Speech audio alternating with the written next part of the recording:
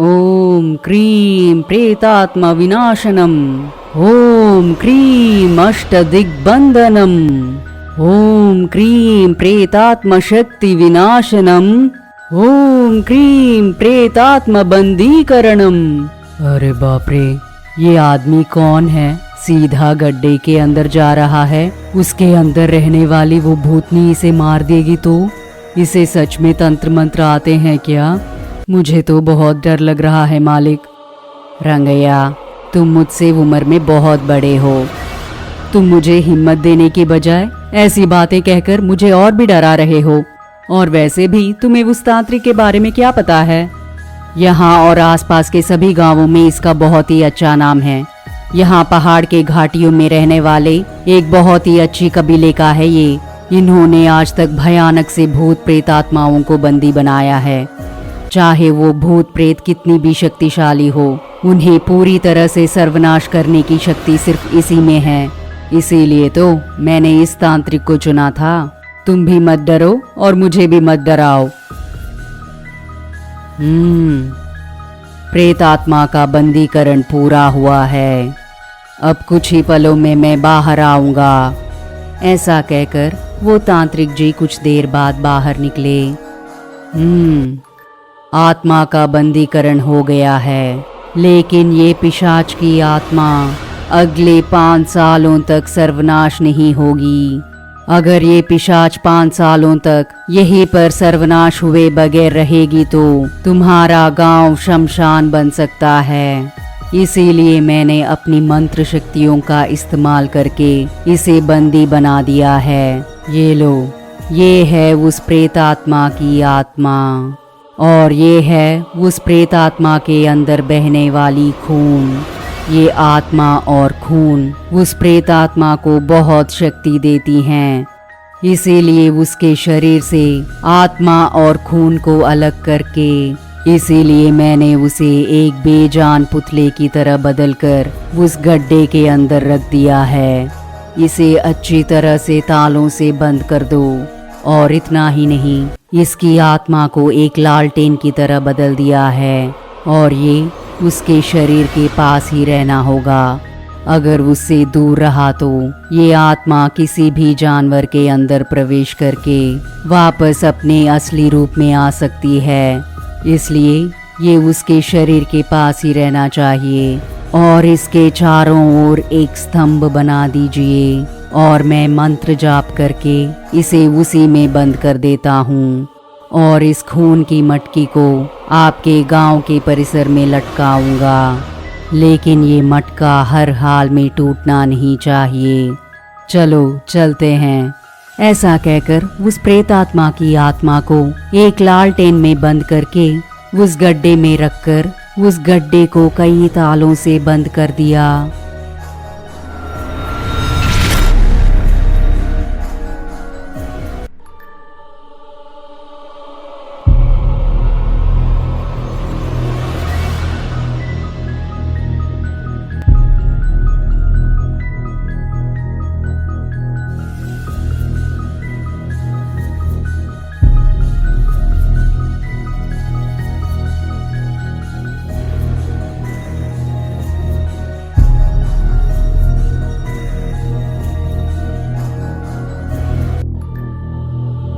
उस मटकी को लेकर सीधा गांव के परिसर में आकर वहां पर 2 डंडों के बीच लटका दिया। इस प्रक्रिया के खत्म होते ही तांत्रिक ने मुखिया जी से कहा, मुखिया जी, इस मटके को लटका दिया है, लेकिन इस मटके को कभी भी टूटना नहीं चाहिए, इसलिए इसे सावधानी से देखभाल कीजिए। अगर इसमें से एक भी रक्त की बूंद अगर उस आत्मा के पास पहुंची तो वो फिर से शक्तिशाली हो जाएगी। आप उस आत्मा के चारों ओर एक स्तंभ का निर्माण करने के बाद मुझे बुलाइए और मैं उस स्तंभ पर बंदीकरण मंत्र डाल दूंगा। ऐसा कहकर तांत्रिक जी वापस जंगलों में चले गए। सुबह उठते ही मुखिया जी ने रंगा से कहा, अरे रंगा, गांव में जाकर कुछ मिस्त्रियों को बुलाने के लिए कहो। हमें उस आत्मा के चारों ओर एक स्तंभ को बनवाना है। इस तरह मुखिया जी ने रंगा से कहा और रंगा गांव में आकर 2 मिस्त्रियों को मुखिया जी के पास लेकर आता है। कहिए मुखिया जी, क्या बात है? हाँ, मैं तुम लोगों को एक काम सौंपने वाला हूँ। तुम लोगों को एक स्तंभ बनवाना होगा और कहाँ बनाना है मैं तुम्हें बताता हूँ। और फिर वो सभी उस गड्ढे के पास आ गए। वहाँ पर तालों से बंद रखी हुई उस गड्ढे को देखकर वो सभी डर गए। मुखिया जी, ये क्या है? और इस गड्ढे को बहुत सारी तालों से बंद कर दिया है। इन सब की फिक्र तुम लोग मत करो। तुम लोग बस उस दिए को बुझाए बगैर उसके चारों ओर एक स्तंभ को बनवाना होगा। मुखिया जी की इन बातों को सुनकर वो दोनों बहुत ही डर गए थे। लेकिन मुखिया जी, ये दिया क्या है? इस तरह उन्होंने मुखिया जी से पूछा। तब मुखिया जी ने कहा, मैं तुम लोगों को सब कुछ विस्तार में बताऊंगा, लेकिन पहले स्तंभ को बनाइए। मुखिया जी के ऐसे कहते ही उन्होंने स्तंभ को बनाना शुरू कर दिया और फिर उसी दिन स्तंभ का निर्माण भी कर दिया। और मुखिया जी के पास आकर, मुखिया जी, आपके कहे अनुसार ही हमने कर दिया है, आप बस हमें पैसे दे दीजिए। तब मुखिया जी ने कहा, ठीक है, तुम लोगों को मेहनत का फल मिलना ही चाहिए। रंगैया, इन्हें पैसे दे दो। इस तरह रंगैया से कहा और रंगैया ने उन दोनों को पैसे देकर भेज दिया। और फिर रंगैया ने कहा, मुखिया जी, ये स्तंभ तो बना दिया है ना, अब हम तांत्रिक को बुलाकर उस आत्मा को बंदी बनवा देते हैं। इस तरह रंगैया ने मुखिया जी से कहा। इन बातों को सुनकर मुखिया जी ने कहा, जरूर, आज रात को ही हम जंगल में जाकर उस तांत्रिक से कहेंगे कि हमने स्तंभ बनवा दिया है और आज रात को ही उस तांत्रिक से मिलने के लिए जाएंगे। इस तरह मुखिया जी ने कहा और उसी रात को वो दोनों तांत्रिक से मिलने के लिए जंगलों में जाने लगे और कुछ देर बाद उस तांत्रिक के जगह पर पहुंच भी गए। तांत्रिक जी, मैं गांव से आया हूँ और आपके कहे अनुसार ही हमने एक स्तंभ को बनवा दिया है। आप हमारे साथ आकर उस आत्मा को बंद करने के लिए उस स्तंभ पर बंदीकरण मंत्र डाल दीजिए। इस तरह मुखिया जी ने तांत्रिक से कहा। तब तांत्रिक ने कहा, अभी निकलते हैं, चलो। ऐसा कहकर वो तीनों उस स्तंभ के पास आ गए और तांत्रिक जी उस स्तंभ के पास बैठकर ओम क्रीम आत्मबंदीकरणम, ओम क्रीम शक्ति वैदल्यनम, ओम क्रीम शक्ति विनाशनम, ओम क्रीम अष्टदिग्बंधनम, इस तरह मंत्र पढ़ने के बाद उस स्तंभ के चारों ओर एक रंगोली बना दिया। ये सब कुछ देखकर रंगा ने कहा, देखने में तो यही बहुत बड़ा प्रेतात्मा लग रहा है। बहुत डर लग रहा है मालिक, ये तो बहुत ही खतरनाक तांत्रिक लग रहा है। रंगैया के इस तरह मुखिया जी से कहने पर, रंगैया, मैंने पहले भी बहुत बार कहा है, इन सब से मत डरो। हमें हिम्मत से काम लेना होगा, तभी हम इस प्रेतात्मा को बंद कर सकते हैं। तुम बस डरो मत। इस तरह मुखिया जी ने रंगैया से कहा। कुछ देर बाद वो तांत्रिक मुखिया जी के पास आकर, आत्मबंदीकरण पूरा हुआ है और आज के बाद ये प्रेतात्मा कहीं पर जा नहीं सकती और इसकी आवाजें भी बंद हो जाएंगी। संभल के रहना और किसी भी हाल में गांव के परिसर के मटके से एक भी खून की बूंद यहाँ तक नहीं पहुँचना चाहिए और कभी भी कोई भी इस दिए के पास आना नहीं चाहिए। हर रोज ये आत्म ज्योति जल रही है कि नहीं, आप लोगों को देखना होगा। तुम अपने गांव वालों से इसके बारे में कह दो। इस तरह तांत्रिक ने मुखिया जी से कहा। ये सुनकर मुखिया जी ने कहा, जरूर तांत्रिक जी, जरूर, मैं गांव वालों को कल ही इसके बारे में बता देता हूँ। इस तरह मुखिया जी ने तांत्रिक से कहा और फिर वो तांत्रिक वापस जंगलों में चला गया और अगले ही दिन मुखिया जी ने डंडोरा लगवाया। सुनो सुनो सुनो, मुखिया जी ने गांव के बीच सबको समावेश होने के लिए कहा है। इस तरह डंडोरा पीटा गया। ये सब कुछ सुनकर गांव वाले सभी गांव के बीच समावेश हो गए। मुखिया जी, क्या हुआ है, क्या बात है, बताइए ना। इस तरह जब गांव वालों ने मुखिया जी से पूछा, तब मुखिया जी उन सब से इस तरह कहने लगे, अरे कोई बड़ी बात नहीं है। वो क्या है कि पिछले कुछ दिनों से एक प्रेत आत्मा हमारे गांव में घूम रही थी और उस प्रेत आत्मा को बंद करने वाला एक तांत्रिक हमारे गांव आया था और उनके कहे अनुसार हमने एक स्तंभ बनवाकर उस आत्मा को बंद कर दिया। और इतना ही नहीं, हमारे गांव के परिसर में एक मटके को लटकाया है। उसे हमें बहुत सावधानी से देखभाल करना होगा। अगर वो मटकी टूट गई तो हमारा पूरा गांव सर्वनाश हो जाएगा। किसी भी हाल में वो मटका टूटना नहीं चाहिए। आज तक हमारा गांव बहुत शांत रहा। अगर वो मटकी टूट गई तो हमारा गांव शमशान हो जाएगा। इसलिए हम सबको बहुत सावधानी बरतनी होगी, क्योंकि उस मटके में उस प्रेत आत्मा की खून है और अगर एक भी खून की बूंद नीचे गिरी तो वो प्रेत आत्मा हमारे गांव को नाश कर देगी। इस तरह मुखिया जी ने गांव वालों से कहा। ये सब सुनकर गांव वालों ने कहा, जरूर मुखिया जी, अगर ऐसी बात है तो हम सभी बहुत सावधानी से रहेंगे। हम में से कोई भी उस मटके के पास और उस स्तंभ के पास भी नहीं जाएगा। लेकिन तभी मुखिया जी ने कहा, अरे स्तंभ के पास तो जाना ही है। तुम लोगों को हर रोज वहाँ पर आत्म ज्योति जल रही है कि नहीं देखना होगा, क्योंकि वो प्रेत आत्मा कभी कभार गायब हो जाती है। अब वो प्रेत आत्मा उस दिए के रूप में है और हम सबको हर रोज वो आत्म ज्योति जल रही है कि नहीं देखना होगा। अगर कभी भी वो दिया बुझ गई तो मतलब वो प्रेत आत्मा रूपांतरण कर चुकी होगी, समझे? इसलिए सभी सावधानी से रहना और कुछ साल इसी तरह सावधानी बरतेंगे तो वो तांत्रिक जी उस प्रेत आत्मा को पूरी तरह से सर्वनाश कर देंगे। इसलिए तब तक संभल के रहिएगा। इस तरह मुखिया जी ने गांव वालों से कहा। ये सब कुछ सुनकर गांव वाले उस दिन से बहुत सावधानी से रहने लगे। गांव वालों के जाने के बाद रंगैया ने मुखिया जी से इस तरह कहा, मालिक, आपने गांव वालों को सावधानी बरतने के लिए तो कह दिया है, लेकिन अगर कोई भी पंछी उस मटके से खून पी गई तो वो प्रेतात्मा वापस जिंदा हो जाएगी क्या? रंगैया की कही इन बातों को सुनकर मुखिया जी इस तरह कहने लगे, अरे हाँ रे रंगैया, मैंने तो इस तरह सोचा ही नहीं था। तुमने तो बहुत सही बात कही है। तुमने बहुत सही कहा है। कोई भी पंछी या बिल्ली वहाँ पर जाकर उस मटके को उल्टा कर देगी तो हमारा गांव तो सर्वनाश हो जाएगा ना। वो प्रेतात्मा तो हमें मार ही देगी। तुमने बहुत ही सही बात को पकड़ा है रंगैया। कुछ भी करके इसका एक परिष्कार ढूंढना ही होगा।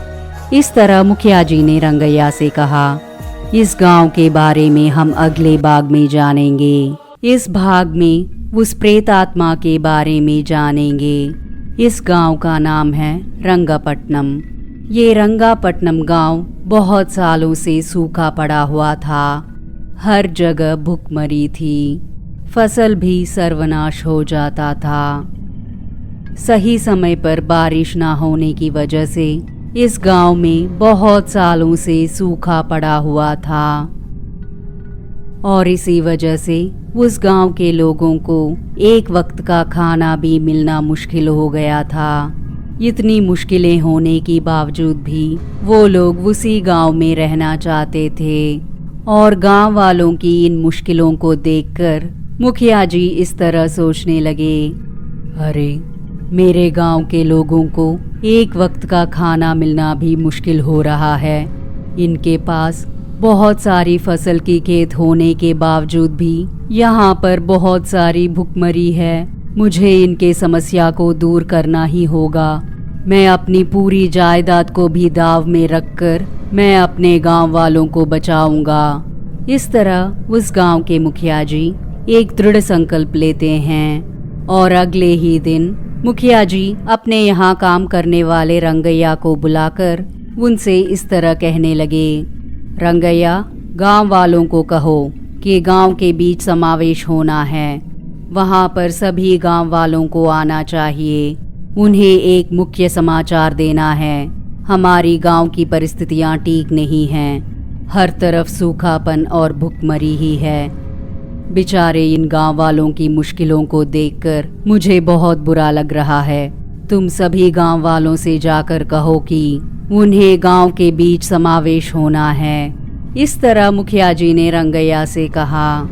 तब रंगैया ने मुखिया जी से कहा, लेकिन मालिक, अचानक से ऐसी समावेश करने की क्या जरूरत पड़ गई?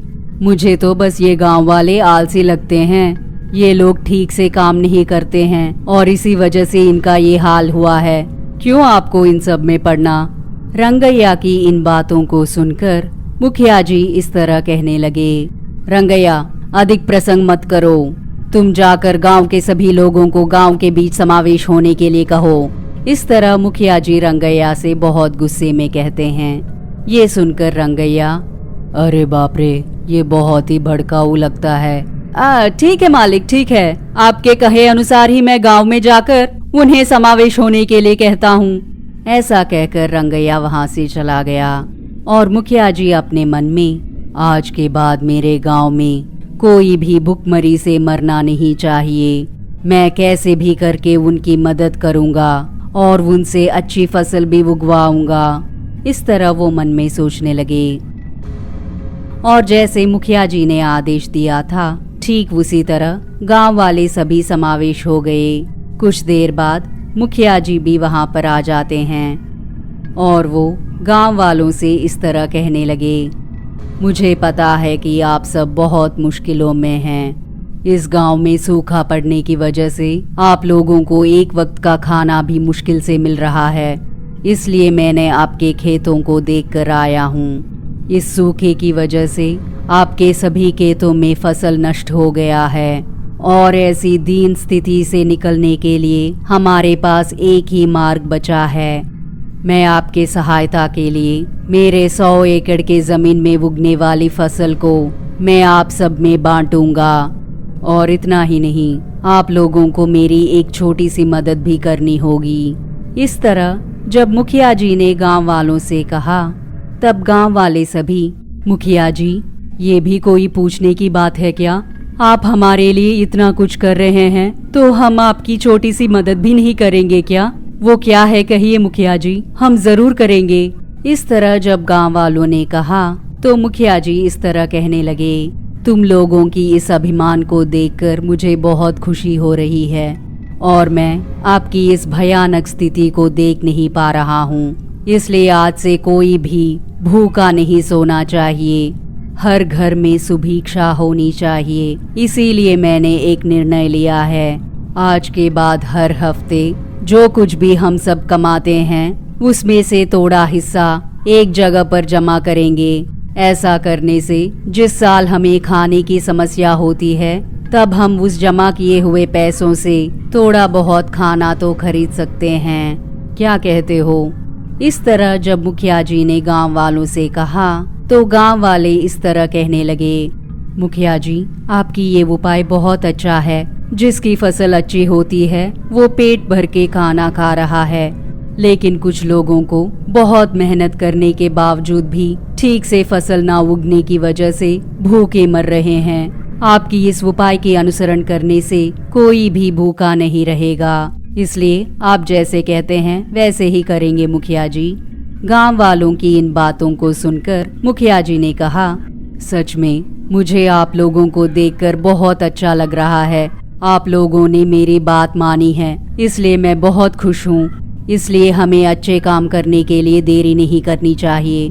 आज से ही हम शुरू कर देते हैं। अभी हम सभी घर जाकर जो भी पैसा बचा है उसमें से थोड़े हिस्से को एक जगह पर इकट्ठा करके जमा करेंगे। रंगैया, तुम अभी सभी गांव वालों के घरों में जाकर वो जितने भी पैसे देते हैं उन्हें यहाँ पर लेकर आओ, लेकिन किसी से भी जबरदस्ती से मत मांगना। वो जितना चाहते हैं उतने पैसे देंगे। अगर उनके पास पैसे नहीं तो कम से कम चावल देंगे। उन्हें इकट्ठा करके एक जगह पर सुरक्षित रखेंगे। मुखिया जी की कही इन बातों को सुनकर गांव वाले सभी बहुत खुश हुए। आप जैसा इंसान हमारे गांव के मुखिया जी होने की वजह से हमें बहुत खुशी हो रही है। बहुत से गांव के मुखिया जी बहुत ही स्वार्थी होते हैं, लेकिन आप हम सभी गांव वालों की खुशी चाहते हैं। हम हमेशा आपके आभारी रहेंगे मुखिया जी। ठीक है मुखिया जी, हम चलते हैं। हम घर जाकर जितना हो सकता है उतना लेकर आते हैं। इस तरह गांव वाले कहकर वहां से चले गए। और बाद में मुखिया जी रंगैया से इस तरह कहने लगे, रंगैया, ये गांव वालों का पैसा है, इसलिए हमें बहुत जिम्मेदारी से रहना होगा। इसमें जरा भी घोटाला हुआ तो हमें बहुत बड़ी बदनामी होगी, इसलिए हमें नेक दिली से और सावधानी से काम करना होगा। और ये जनता का पैसा हर हाल में सुरक्षित रहना चाहिए। और उन पैसों को अच्छी तरह से छुपाने के लिए हमें एक रहस्य कमरे को बनवाना होगा और उसी कमरे में इन पैसों को छुपाना होगा। और उस कमरे का रास्ता सिर्फ हम दोनों को ही पता होना चाहिए। अभी जाकर ऐसी जगह को ढूंढते हैं। मुखिया जी के ऐसे कहने के बाद मुखिया जी और रंगैया दोनों मुखिया जी के घर के पीछे गए। उनके घर के पीछे एक छोटी सी गुफा जैसी जगह है। उस जगह को देखकर मुखिया जी इस तरह कहने लगे, यहीं पर हम जनता के पैसे को छुपाएंगे और इस रहस्य कमरे की बात सिर्फ हम दोनों के बीच में ही रहना होगा। और हर हफ्ते जो भी पैसे गांव वालों से इकट्ठा करेंगे उन्हें यहीं पर जमा करना होगा। इस तरह जब मुखिया जी ने रंगैया से कहा तो रंगैया ने कहा, आपने जो भी कहा है वो सब कुछ अच्छा है, सिर्फ एक बात के अलावा उन फकीर गांव वालों के खातिर आप अपने जायदाद को क्यों छोड़ना चाहते हैं? उनका क्या, सुअर की तरह खाना खा लेंगे, लेकिन नुकसान तो आप ही को होगा ना। एक बार सोचिए ना मुखिया जी। रंगैया की इन बातों को सुनकर मुखिया जी बहुत गुस्से से इस तरह कहने लगे, तुम ऐसी बेकार की बातें मत करो रंगैया। मैं अपनी जायदाद को इन गांव वालों को देने का मैंने निश्चय कर लिया है, इसलिए इस बात में तुम ऐसी बेकार की बातें मत किया करो, ठीक है? आज मैं जो भी हूँ उसका कारण ये गांव वाले ही हैं। इन गांव वालों के लिए जितना भी करेंगे वो कम ही होगा, इसीलिए मैं उनके दुख दर्द को देख नहीं पाया और इस बारे में और बात ना करना ही अच्छा होगा। ऐसा कहकर मुखिया जी वहां से चले गए। मुखिया जी की इन बातों को सुनकर रंगैया मन में इस तरह सोचने लगा, लगता है इसका दिमाग खराब हो गया है। आज के जमाने में हर कोई कुछ ना कुछ करके पैसा जमाने की कोशिश करते हैं, लेकिन ये तो बहुत ही अजीब है। अगर गांव वालों को ही सब कुछ न्योछावर कर देगा तो ये मुझे क्या देगा, ठेंगा? इसके साथ साथ मुझे भी अपनी जमीन को देने के लिए कहेगा तो मैं क्या करूँगा? अरे बाप रे, आज के बाद इसके साथ रहना बहुत नुकसानदायी होगा। मुझे कुछ ना कुछ करके इससे दूर हो जाना ही बेहतर होगा। इस तरह रंगैया अपने मन में सोचने लगा और जैसे फैसला किया था ठीक उसी तरह गांव वाले सभी जो कुछ भी लेकर आ सकते हैं उन्हें लेकर आ गए। और उन्होंने मुखिया जी से कहा, हमसे जो कुछ हो सकता है वो सब कुछ यहाँ लेकर आ गए मुखिया जी। तब मुखिया जी ने कहा, मुझे आप पर बहुत गर्व हो रहा है। आप लोगों के पास ज्यादा कुछ ना होने के बावजूद भी सभी गांव वालों की भलाई का सोचकर आपने इतना पैसा इकट्ठा कर दिया है। आप लोग सच में बहुत महान हो। हमारा गांव जल्द ही इस सूखे से जरूर बाहर निकलेगा, मुझे पूरा विश्वास है। इस तरह मुखिया जी ने गांव वालों से कहा। उनकी बातों को सुनकर गांव वालों ने कहा, मुखिया जी, हमने तो बस गिलहरी की जितना ही मदद किया है, लेकिन आपने तो आपके पूरे जायदाद को हमारे गांव पर न्योछावर कर दिया है। आपके जितना अच्छा और नेक दिल इंसान को हमने कभी नहीं देखा। आप जैसा आदमी हमारे मुखिया जी हैं, इसके लिए हमें बहुत खुशी हो रही है। उनकी बातों को सुनकर मुखिया जी ने कहा, अरे मैं भी तो तुम लोगों में से एक हूँ, मैं भी तो इसी गांव का हूँ ना, और आगे से हमें कोई भी तकलीफ ना हो, इसीलिए मैंने ऐसा निर्णय लिया है। अब आप सभी अपने पैसों को इस हंडे में डाल दीजिए। इस तरह मुखिया जी के कहते ही गांव वाले जो भी पैसे लेकर आए उन पैसों को उनके सामने रखी हुई हंडे में डालने लगे और वो पूरा हंडा पैसा, सोना और जवारातों से भर गया था। और जो लोग पैसे या गहने नहीं लेकर आ पाए उन्होंने दाल चावल लाकर अलग से हंडे में डाल दिए। ये सब देखकर मुखिया जी ने कहा, मुझे बहुत खुशी हो रही है। अगर इसी तरह हम हर हफ्ते करेंगे तो मुश्किल समय में कोई भी गांव वाला भूखा नहीं मरेगा। इस तरह मुखिया जी ने गांव वालों से कहा। इतना सारा धन देख रंगैया मन में इस तरह सोचने लगा, इतना सारा पैसा और सोना जमा हुआ है और ये लोग अपने आप को गरीब कहते फिरते हैं। इस मुखिया को बेवकूफ बनाकर ये गांव वाले उनके जायदाद को हड़पना चाहते हैं और ये बात इस बेवकूफ को तो समझ में ही नहीं आ रहा। ठीक है, कुछ ना कुछ करके मुझे यहाँ से जाना ही सही होगा। इस तरह रंगैया मन में सोचने लगा। तभी मुखिया जी ने रंगैया से कहा, रंगैया, जैसे हमने सोचा था ठीक उसी तरह गांव वालों ने सहायता की है और अब हमें इस धन को सुरक्षित रखना होगा। चलो इस धन को लेकर जाते हैं। ऐसा कहकर मुखिया जी और रंगैया दोनों मिलकर उस रहस्य कमरे में धन को छुपा दिया और फिर वहां से चले गए। लेकिन ये बात रंगैया को जरा भी अच्छा नहीं लगा। घर आते ही वो इस तरह सोचने लगा, गांव का सारा धन वहीं पर है, कैसे भी करके उसे लूटना ही होगा। लेकिन किसी को भी मुझ पर शक नहीं होना चाहिए। कोई बलि का बकरा ढूंढकर उस पर चोरी की निंदा डाल देता हूँ और मैं उस धन को लेकर गांव से भाग जाऊंगा। यही सही होगा। मुझे एक भोले भाले गांव वाले को ढूंढकर उस पर चोरी का इल्जाम डाल देना होगा और मैं इस धन को लूट लूंगा और मैं खुद का मालिक बन जाऊंगा। इस तरह रंगैया अपने मन में षड्यंत्र रचने लगा। पिछले भाग में गांव वाले सभी मुखिया जी की बात मानकर अपने घरों से जितना हो सकता है उतना धन लाकर मुखिया जी के सामने रखते हैं और मुखिया जी गांव वालों से इकट्ठा किए हुए पैसों को एक अच्छी जगह पर सुरक्षित रखने के लिए अपने घर के पीछे एक रहस्य कमरा बनवाकर उस कमरे में मुखिया जी अपने नौकर रंगैया की मदद से छुपा देते हैं और फिर अपने अपने घर चले गए। इतना सारा धन देखकर रंगैया के मन में लालच पैदा हो गया।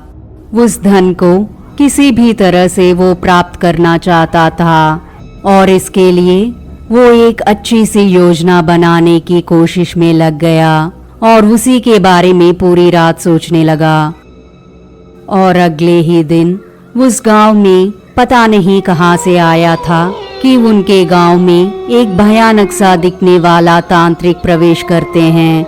उनके गांव में कदम रखते ही गांव के सारे चमगादड़ वहां से चले गए और इतना ही नहीं, गांव वालों के गाय और भैंस भी अजीब सी आवाजें करने लगी। ऐसी आवाजों को सुनकर गांव वाले सभी डर गए थे। ये क्या, आज हमारे गांव में ऐसी अजीब सी आवाजें क्यों सुनाई दे रही हैं और हमारे द्वारा पाले गए गाय और भैंस भी चिल्ला रहे हैं। आखिर हमारे गांव में क्या हो रहा है? इस तरह गांव वाले बातें कर रहे थे और तभी तांत्रिक जी के हाथों में जो खोपड़ी है वो जोर से हंसने लगी।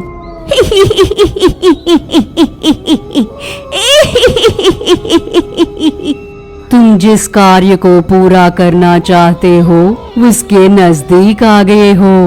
तुम जिसे बलि देना चाहते हो वो लड़की यहीं पर है। अगर तुमने ये महीना पूरा होने से पहले बलि दे दिया तो तुम्हारी इस मेहनत का फल मिलेगा। अगर नहीं कर पाए तो तुम्हारा सारा मेहनत व्यर्थ हो जाएगा। अच्छे से ढूंढो, वो कन्या इसी गांव में है, उसे ढूंढकर जल्दी से बलि दे दो। इस तरह वो खोपड़ी कह रही थी। इन बातों को सुनकर तांत्रिक ने कहा, तुमने बहुत अच्छी बात कही है खपालिका। मैं आज तक बहुत से गांव घूम के आ चुका हूँ, बहुत से अलग अलग राज्य भी घूम के आया हूँ, लेकिन जो भाग्य कहीं नहीं मिला था वो यहाँ पर मिलने वाला है। अगर पौर्णमी की घड़ियों में पैदा हुई वो लड़की इसी गांव में है तो मैं उस लड़की को ले जाए बगैर इस गांव से बाहर ही नहीं जाऊंगा। जरूर ये महीना पूरा होने से पहले उस कन्या को ढूंढकर तुम्हें बलि दूंगा कपालिका। कहाँ है? कहाँ है वो पुण्यात्मा लड़की जो पौर्णमी के घड़ियों में पैदा हुई है। इस तरह उस लड़की को ढूंढते हुए वो तांत्रिक जा रहा था। ऐसा ढूंढते ढूंढते वो तांत्रिक रंगैया के घर के पास आ पहुंचा। रंगैया उस तांत्रिक को देखकर इस तरह सोचने लगा, अरे ये कौन है? मैंने तो इसे इस गांव में आज तक देखा ही नहीं। ठीक है, उसी से पता लगा लेते हैं। ओ तांत्रिक जी, कौन हो आप?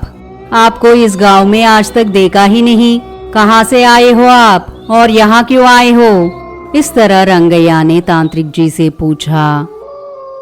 इन बातों को सुनकर वो तांत्रिक अचानक रुक गया और रंगैया की तरफ देखकर वो तांत्रिक इस तरह कहने लगा, लगता है तू बहुत बड़े दुर्बुद्धि वाले इंसान हो। ये गांव वाले जिस धन को सुरक्षित रखना चाहते हैं उसे तुम हड़पना चाहते हो ना? और इतना ही नहीं, तुम पर यकीन करके अपने यहाँ काम पे रखने वाले उस मुखिया जी को ही धोखा देना चाहते हो ना? तुम जैसे लोगों की वजह से ही कोई भी किसी पर भी विश्वास नहीं कर पा रहा है। ये सब सुनकर रंगैया बहुत ही आश्चर्यचकित हो गया। अरे बाप रे, आप कौन हो? बस मुझे देखते ही जो मेरे मन में था वो सब कुछ आपने जान लिया। आप तो बहुत बड़े मेधावी लगते हो।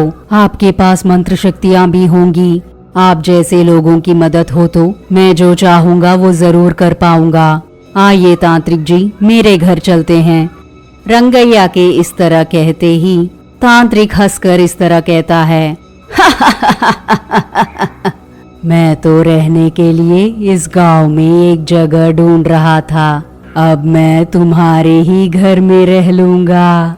जो काम मैं पूरा करना चाहता हूँ उसे पूरा किए बगैर इस गांव से नहीं निकलूंगा। मेरा काम पूरा होने तक मैं तुम्हारे घर में ही रहूंगा। और फिर रंगैया ने उस तांत्रिक को अपने घर लेके गया और रंगैया तांत्रिक से इस तरह कहने लगा, तांत्रिक जी, आप कौन हो? क्यों हमारे गांव आए हैं? और जो काम पूरा करना चाहते हैं वो क्या है बताइए, मैं भी आपकी मदद करूंगा। और फिर आप भी मेरी मदद करेंगे तो मैं इस गांव के धन को लूट सकता हूँ। इस तरह रंगैया ने उस तांत्रिक से कहा। ये सुनकर वो तांत्रिक,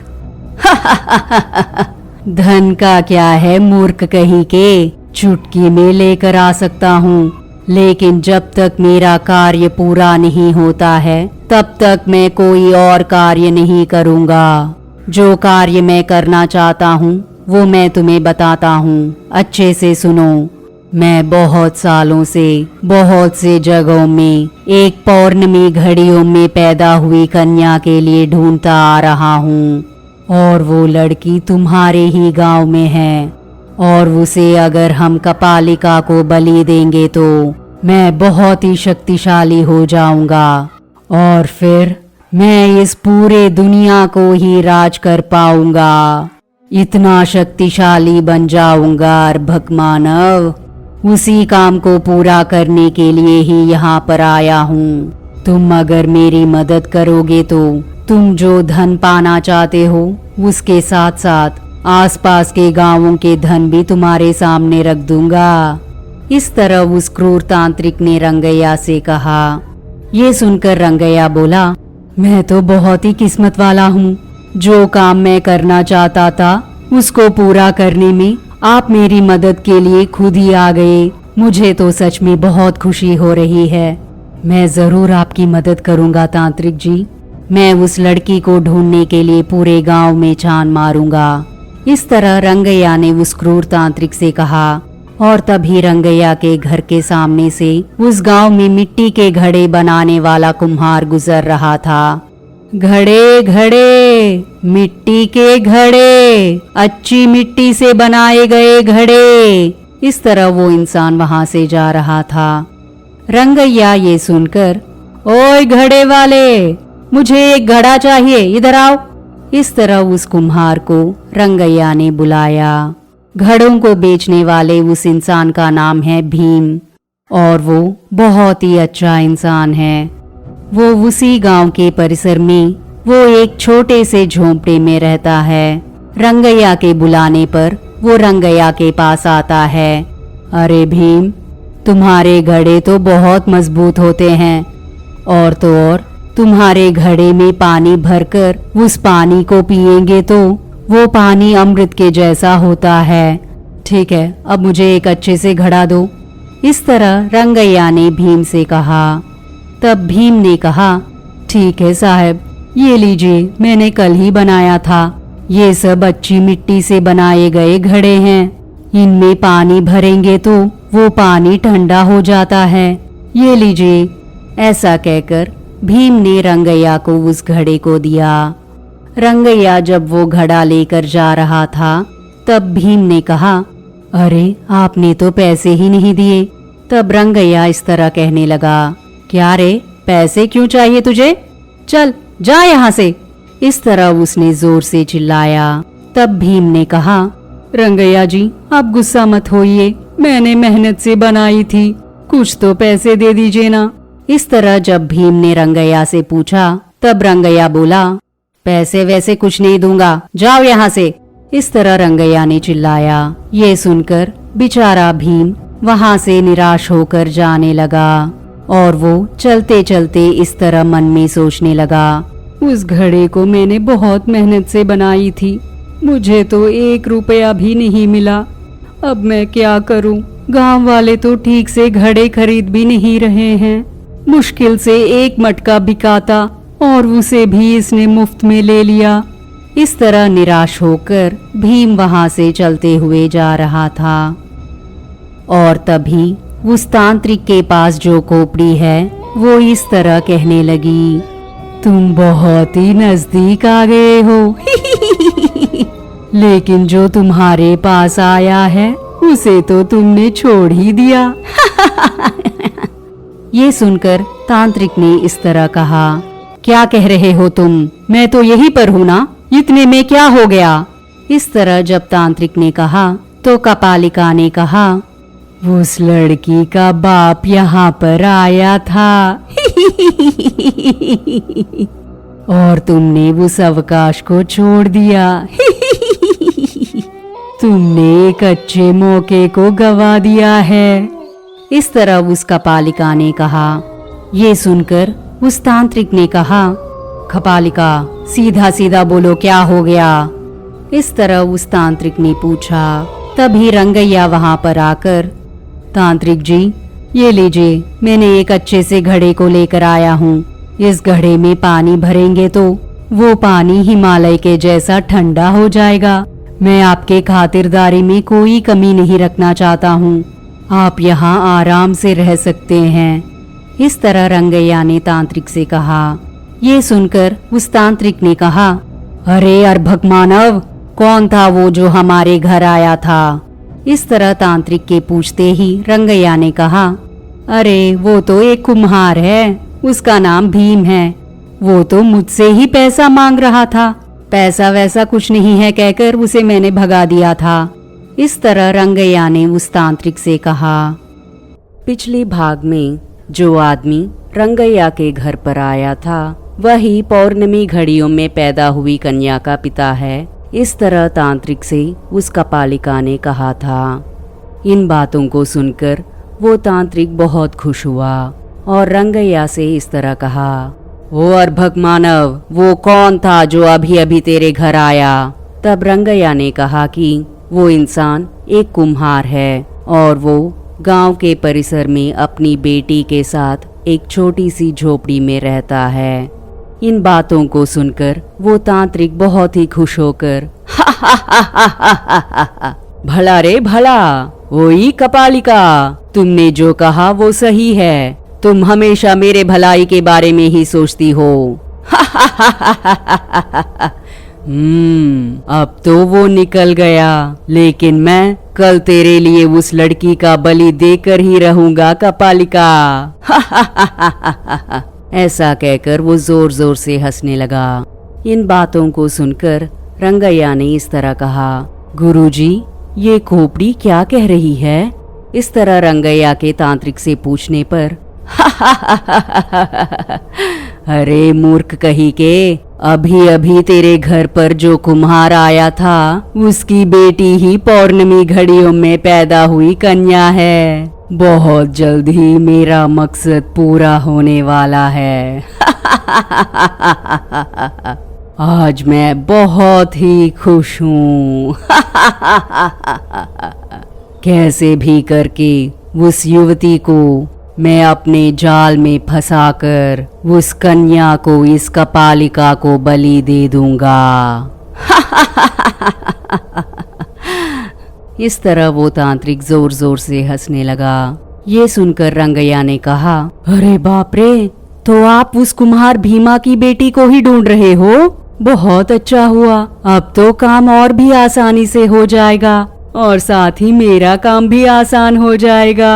आपकी बात सुनकर मुझे भी एक उपाय सूझा है। आप उस भीमा की बेटी का बलि ले लीजिएगा और मैं पैसों को चोरी करके उस भीमा पर ही इल्जाम डाल दूंगा। हम दोनों को भी फायदा होगा और किसी को हम पर शक भी नहीं होगा। ये लोग बड़े अच्छे मिल गए हमें। इस तरह वो दोनों बात कर रहे थे और दूसरी तरफ घर जाने के बाद भीमा बहुत निराश होकर बैठ गया था और उसकी बेटी लक्ष्मी भीमा के पास आकर इस तरह कहती है, क्या हुआ पापा, क्यों इतने निराश होकर बैठे हो?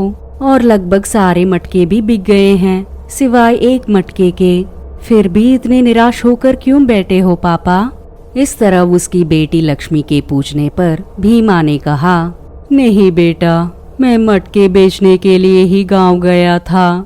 एक मटके को बेच तो दिया था और 2 मटके मेरे पास थे। उन्हें बेचने के लिए मैं जब गांव गया था तब मुखिया जी के यहाँ काम करने वाला रंगैया नाम का एक आदमी मुझसे उन मटकों को खरीदेगा कहकर उसने मेरे पैसे ही नहीं दिए और जब मैंने पैसों के लिए पूछा तो वो मुझ पर गुस्सा करने लगा। मेरी सारी मेहनत मिट्टी में मिल गई है, इसीलिए निराश होकर बैठा था।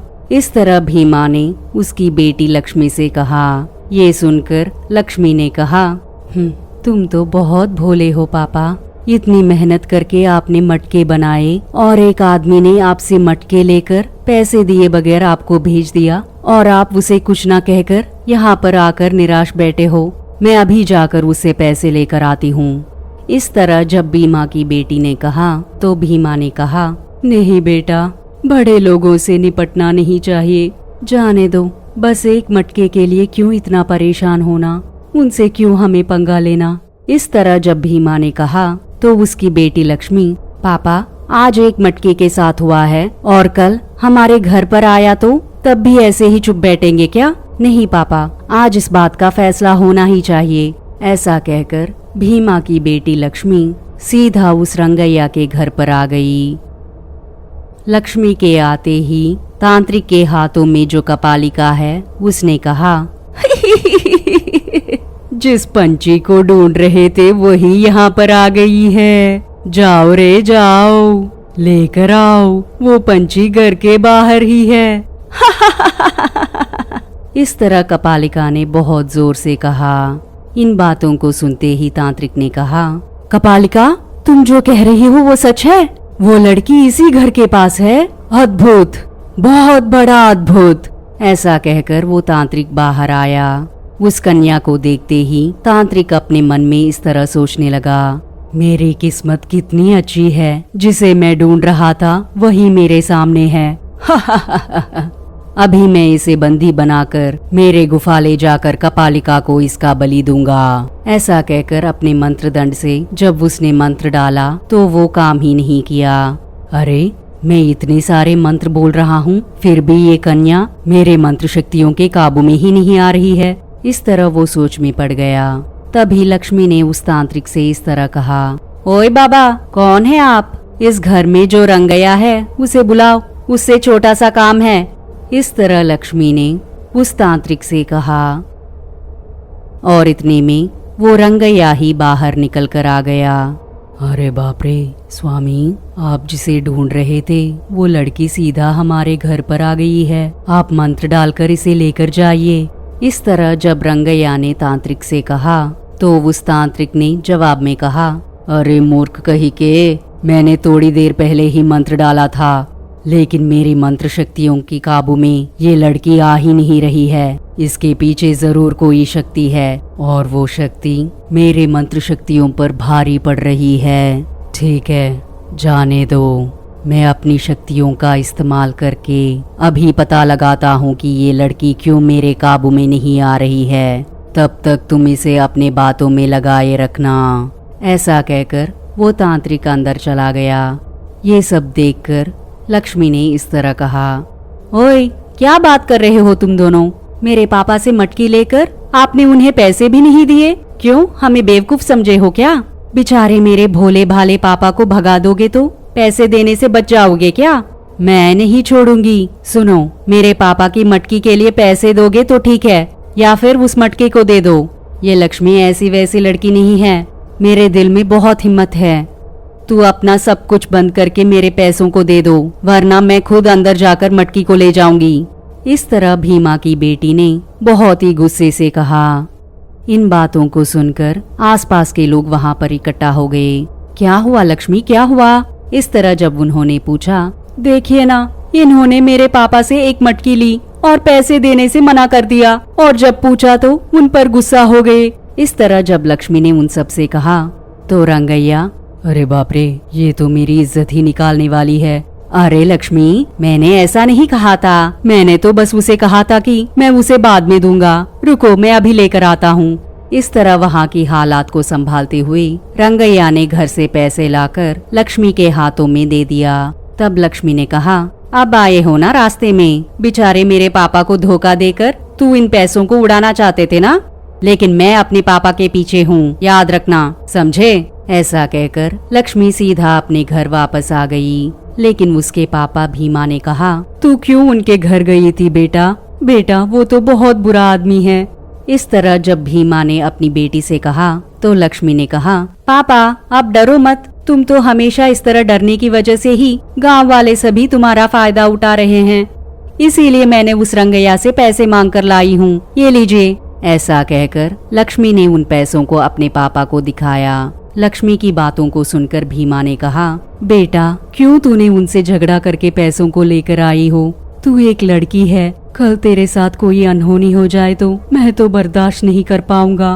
तू इस तरह की साहसकारी मत करो बेटा। तुम चाहो तो मैं इन मटकों की व्यापार को ही बंद कर दूंगा। तुम बस लोगों से झगड़ा मत करना। इस तरह जब भीमा ने कहा तो लक्ष्मी ने कहा, पापा, हमें किसी से भी डरने की जरूरत नहीं है। हमने कोई गलती की है क्या कि हम डरें? मैंने तो बस हमारे मेहनत के पैसे मांगे थे, और तो और पैसे देने की जिम्मेदारी तो उनकी है। हमसे मटका भी लेंगे और पैसे भी नहीं देंगे। अगर ऐसा ही रहा तो हम कैसे जिएंगे पापा, बताइए ना। इस तरह लक्ष्मी ने अपने पापा से जोर देकर कहा। इन बातों को सुनकर भीमा ने कहा, पता नहीं बेटा, तुम तो बहुत हिम्मत से ही बात कर रही हो, लेकिन हमेशा परिस्थितियाँ एक जैसे नहीं होते हैं बेटा। हमें सावधानी से रहना है। वो ठहरे पैसे वाले और हम गरीब, इस बात को भूले बगैर हमें काम करना होगा बेटा। वो लोग सांप जैसे होते हैं। वो लोग जरूर हमसे बदला लेने के लिए किसी भी समय हमें डस सकते हैं। तुम कभी भी ऐसे काम मत करना बेटा। इस तरह भीमा ने अपनी बेटी लक्ष्मी से डरते हुए कहा। और तभी वो तांत्रिक रंगैया के घर में बैठकर कुछ पूजाएं करने लगा। ओम क्रीम शक्ति कीटनम, ओम क्रीम अपरशीतनम, ओम स्त्री खाटिका महात्परम, ओम क्रीम वैदालिका कपालिका शातनम। इस तरह जब उस तांत्रिक ने मंत्र पढ़ने लगा तो उस पूजा अग्नि में लक्ष्मी का चेहरा दिखाई दिया। पिछले भाग में जब उस तांत्रिक ने लक्ष्मी के ऊपर एक मंत्र डालने पर वो काम नहीं करता, इसलिए उसके पीछे जो शक्ति है उसके बारे में जानने के लिए वो तांत्रिक एक पूजा करता है और उसमें लक्ष्मी दिखाई दी और साथ ही उसके पीछे एक देवी माँ की प्रतिमा भी दिखाई दी। उसे देखकर वो तांत्रिक बहुत ही आश्चर्यचकित हो गया। अरे ये क्या, एक साधारण सी लड़की के पीछे इतनी शक्तिशाली देवी माँ की प्रतिमा। जब तक इस देवी माँ की शक्ति उसके साथ है तब तक मैं उस लड़की को कुछ नहीं कर पाऊंगा। अरे रे, अब क्या करें? इस लड़की का कैसे बलि दूं और मैं कैसे शक्तिशाली बनूं? इस तरह वो तांत्रिक बहुत ही परेशान होकर अपने मन में सोच रहा था और तभी तांत्रिक के पास रहने वाली वो कपालिका अब तेरे सारे मंत्र तंत्र काम नहीं करेंगे। देवी माँ को हराना असंभव है। क्यों झमेले में पड़ना, ये सब छोड़कर वापस तुम्हारी गुफा में चले जाओ। इस तरह वो कपालिका हंसने लगी। इन बातों को सुनकर तांत्रिक ने कहा, हे कपालिका, तुम्ही ने मुझे इसके बारे में बताया था और मुझ में इसे पाने की इच्छा बढ़ाई, लेकिन अब तुम ही मेरा मजाक उड़ा रही हो, इसलिए तुम देवी माँ कैसे प्रसन्न होंगी ये मुझे बताओ। इस तरह तांत्रिक ने कपालिका से कहा। ये सुनकर कपालिका गुस्सा मत करो, तुम्हारे भड़कने पर उस लड़की के पीछे जो देवी माँ की शक्ति है वो खत्म नहीं होगी। देवी माँ की शक्तियों को काबू में करने के लिए तुम्हें कुछ दिन प्रतीक्षा करना होगा। अमावस आने वाली है और अमावस के दिन दैविक शक्तियाँ थोड़े कम हो जाते हैं और प्रेतात्माओं की शक्तियाँ बढ़ जाती हैं और उस समय में तुम देवी माँ की शक्तियों को थोड़ी देर तक काबू में करके इस लक्ष्मी का बलि दे सकते हो। जाओ रे जाओ। इस तरह उस कपालिका ने कहा। इन बातों को सुनकर उस तांत्रिक ने कहा, हाँ, बहुत समय तक प्रतीक्षा कर ली है मैंने, लेकिन अब तू मुझे कह रही है कि मुझे थोड़े दिन और इंतजार करना होगा। नहीं, मुझसे नहीं होगा, मैं और प्रतीक्षा नहीं कर पाऊंगा। अगले अमावस के दिन इस लड़की का बलि जरूर दूंगा। इस तरह उस तांत्रिक ने जोर से कहा और तभी रंगैया वहां आकर, अरे स्वामी, क्या हुआ, क्यों इतने गुस्से में हैं? इस तरह रंगैया के पूछने पर तांत्रिक ने कहा, अरे अर्भक मानव, वो लड़की कौन है रे? वो सच में उस कुम्हार की ही बेटी है क्या? सब सच सच बताओ। इस तरह जब तांत्रिक ने कहा तो जवाब में रंगैया ने कहा, हाँ तांत्रिक जी, वो लड़की सच में उस कुम्हार भीमा की ही बेटी है। क्या हुआ? ये सुनकर तांत्रिक ने कहा, इतने शांत ढंग से पूछ रहे हो कि क्या हुआ? वो लड़की कोई साधारण सी लड़की नहीं है, उसके पीछे देवी माँ की शक्ति है। जब तक उसके पीछे देवी माँ की शक्ति है तब तक मैं उस लड़की को छू भी नहीं पाऊंगा। मुझे उस लड़की के बारे में सारी जानकारी चाहिए। इस तरह उस तांत्रिक ने रंगैया से कहा। इन बातों को सुनकर रंगैया ने कहा, स्वामी, सारी जानकारी मतलब उसकी कुंडली भी लेके आऊं? हाँ रे अर्भक मानव, अभी जाकर उसके बारे में सारी जानकारी प्राप्त करके उसकी पूरी कुंडली को मेरे पास लेकर आओ। उसके बाद मैं पूजा करके उस लड़की की मौत की घड़ियां कब है ये जानकर मैं उस लड़की का कपालिका को बलि दे दूंगा। इस तरह उस तांत्रिक ने जोर से कहा। तब रंगैया ने बोला, स्वामी, आप तो कह रहे हैं कि उसके पीछे देवी माँ की शक्ति है, लेकिन ऐसा करने पर कहीं वो देवी माँ हमें श्रापित तो नहीं करेगी ना? ये सुनकर तांत्रिक ने कहा, अरे अर्भक मानव, मुझे उस देवी माँ की शक्तियों को कैसे काबू में रखना है अच्छी तरह से पता है। अमावस के दिन देवी माँ की शक्तियाँ थोड़ी कम हो जाती हैं और प्रेतात्माओं की शक्तियाँ बढ़ जाती हैं। इसलिए उस शक्ति को काबू में करने के लिए मुझे उस लड़की की पूरी जानकारी चाहिए। तुम जल्दी से जाकर उस लड़की की जन्म कुंडली लेकर आओ। इस तरह उसने जोर से चिल्लाया। ये सुनकर रंगैया ने कहा, ठीक है स्वामी, ठीक है, मैं अभी जाकर उसकी कुंडली लेकर आता हूँ। और आप इतने में उस धन को कैसे प्राप्त करना है, मुझे उसका रास्ता बताइए। इस तरह रंगैया ने तांत्रिक से कहा। ये सुनकर तांत्रिक ने कहा, अरे अर्भक मानव, ये धन कौन सी बड़ी बात है, मैं तुम्हें बहुत सारा दूंगा।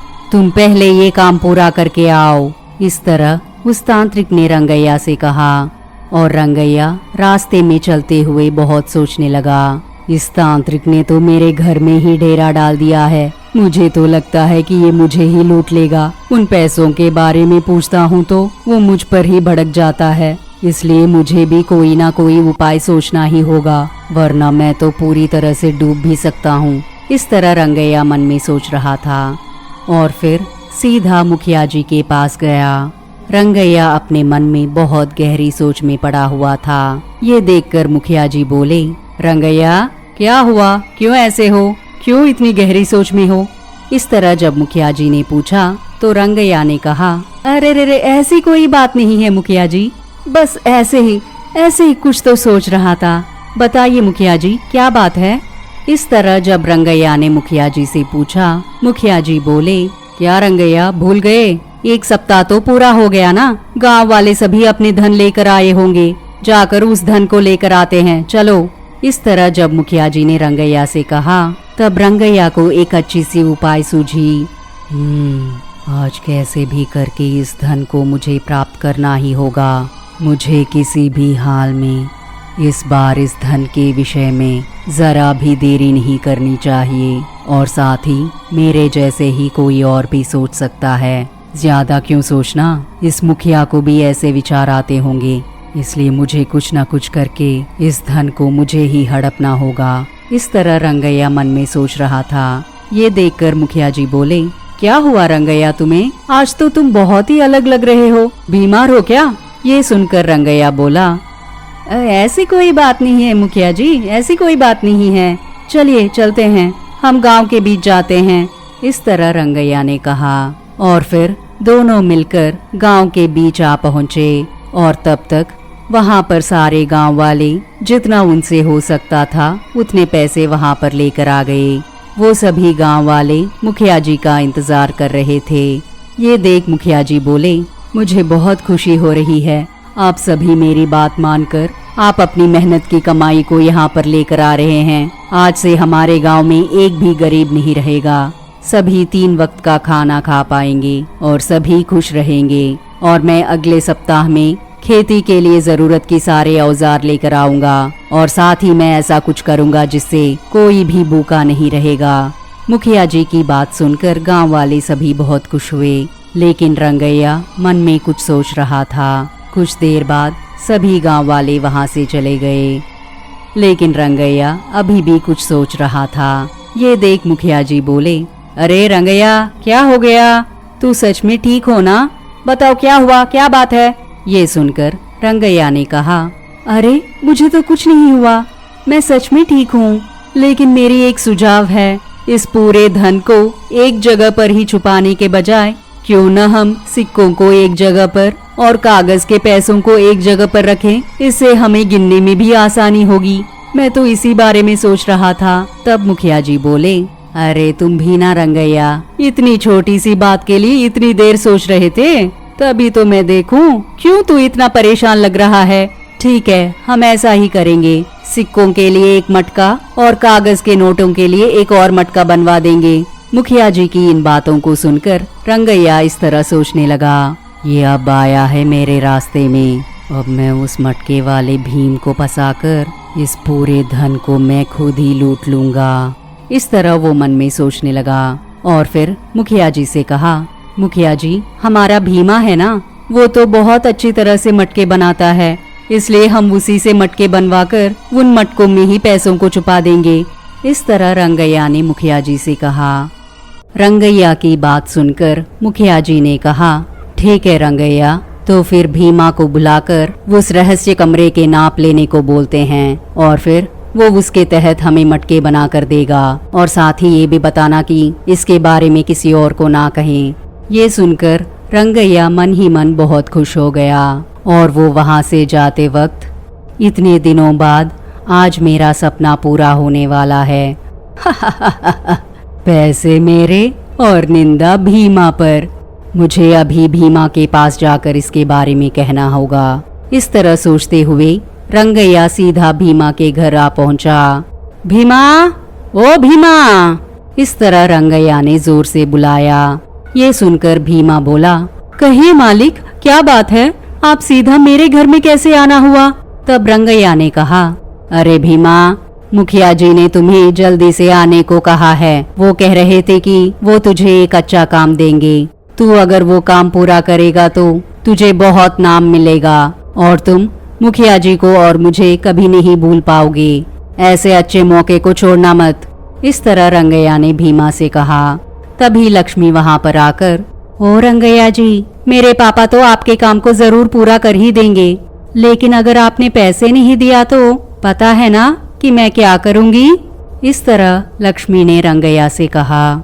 इन बातों को सुनकर रंगैया इस तरह सोचने लगा, तुझे तो वो तांत्रिक देख ही लेगा। और फिर कहा, हाँ ठीक है, तुम्हारे पापा को उनके पैसे मिल ही जाएंगे, तुम फिक्र मत करो बेटी, ठीक है। इस तरह रंगैया ने लक्ष्मी से कहा और रंगैया मन ही मन बहुत खुश हो रहा था। और फिर भीमा को लेकर सीधा मुखिया जी के पास आ पहुंचा। और मुखिया जी भीमा से, अरे भीमा, मैं तुझे एक रहस्य बताने वाला हूँ जो किसी और को पता ही नहीं है। इस गांव के लोगों ने जो भी संपत्ति हमें दी है उसे हमने एक रहस्य कमरे में छिपाया है, और उस कमरे के रास्ते के बारे में सिर्फ मुझे और रंगैया को ही पता है। और आज उस कमरे में तुमसे एक काम है, इसलिए तुम्हें भी बताना पड़ रहा है। लेकिन तुम्हारा काम पूरा होते ही तुम्हें उस कमरे के बारे में भूल जाना चाहिए और इसके बारे में किसी को भी नहीं बताना चाहिए, और अगर बताया तो मुझसे बुरा कोई नहीं होगा। तब भीमा ने कहा, मालिक, मैं मेहनत से काम करके मटके बनाता हूँ और मैं लोगों की संपत्ति को चोरी करने वाला दरिंदा नहीं हूँ। मुझे बस मेरी मेहनत की कमाई काफी है। लोगों की संपत्ति खाएंगे तो उससे बड़ा पाप कोई नहीं होगा। ऐसा गंदा काम हरगिज कभी भी नहीं करना चाहिए। ऐसे घटिया काम करने वालों को भगवान माफ नहीं करेंगे। इन बातों को सुनकर रंगैया आश्चर्यचकित हो गया। तब रंगैया के चेहरे को देखकर मुखिया जी बोले, रंगैया, फिर से तुझे क्या हो गया? तुम तो कल से ही बहुत अजीब से लग रहे हो, हमेशा कुछ न कुछ सोच रहे हो। बताओ क्या बात है? ये सुनकर रंगैया ने कहा, अरे ऐसी कोई बात नहीं है मुखिया जी, मैं तो बस भीमा की बातों को सुनकर ये कितना महान है ऐसा सोच रहा था। भीमा बहुत अच्छा इंसान है, इसलिए हमें डरने की कोई जरूरत नहीं है। हम अभी इसे रहस्य कमरे में लेके जाते हैं और फिर ये मटके बना कर देगा। इस तरह रंगैया ने कहा। और कुछ ही देर बाद जैसे भीमा से कहा गया था, ठीक उसी तरह मुखिया जी और रंगैया ने भीमा को उस रहस्य कमरे के अंदर लेके गए। उस रहस्य कमरे को देखकर भीमा मुखिया जी से इस तरह कहने लगा, मुखिया जी, मैंने इस कमरे को देख लिया है और आपके कहे अनुसार मैं आपके लिए मटके बनाकर दे दूंगा, लेकिन मुझे मटके बनाने के लिए थोड़ा समय चाहिए। कम से कम 2 दिन तो लग ही जाएंगे, इसलिए 2 दिनों तक मैं मटके बनाकर आपको बताऊंगा और फिर उन मटकों को इस कमरे में रखवा कर उनमें गांव वालों की संपत्ति को रख सकते हैं। भीमा की इन बातों को सुनकर मुखिया जी बोले, हाँ ठीक है भीमा, ठीक है, तुम जैसे कहते हो वैसे ही करेंगे, लेकिन एक बात याद रखना, इसके बारे में किसी को भी पता नहीं चलना चाहिए, तुम्हारी बेटी को भी नहीं। ये सुनकर भीमा ने कहा, जरूर मुखिया जी, मैं अपनी जान दे दूंगा, लेकिन इस रहस्य के बारे में किसी को भी नहीं बताऊंगा। और फिर वो तीनों वहां से चले गए।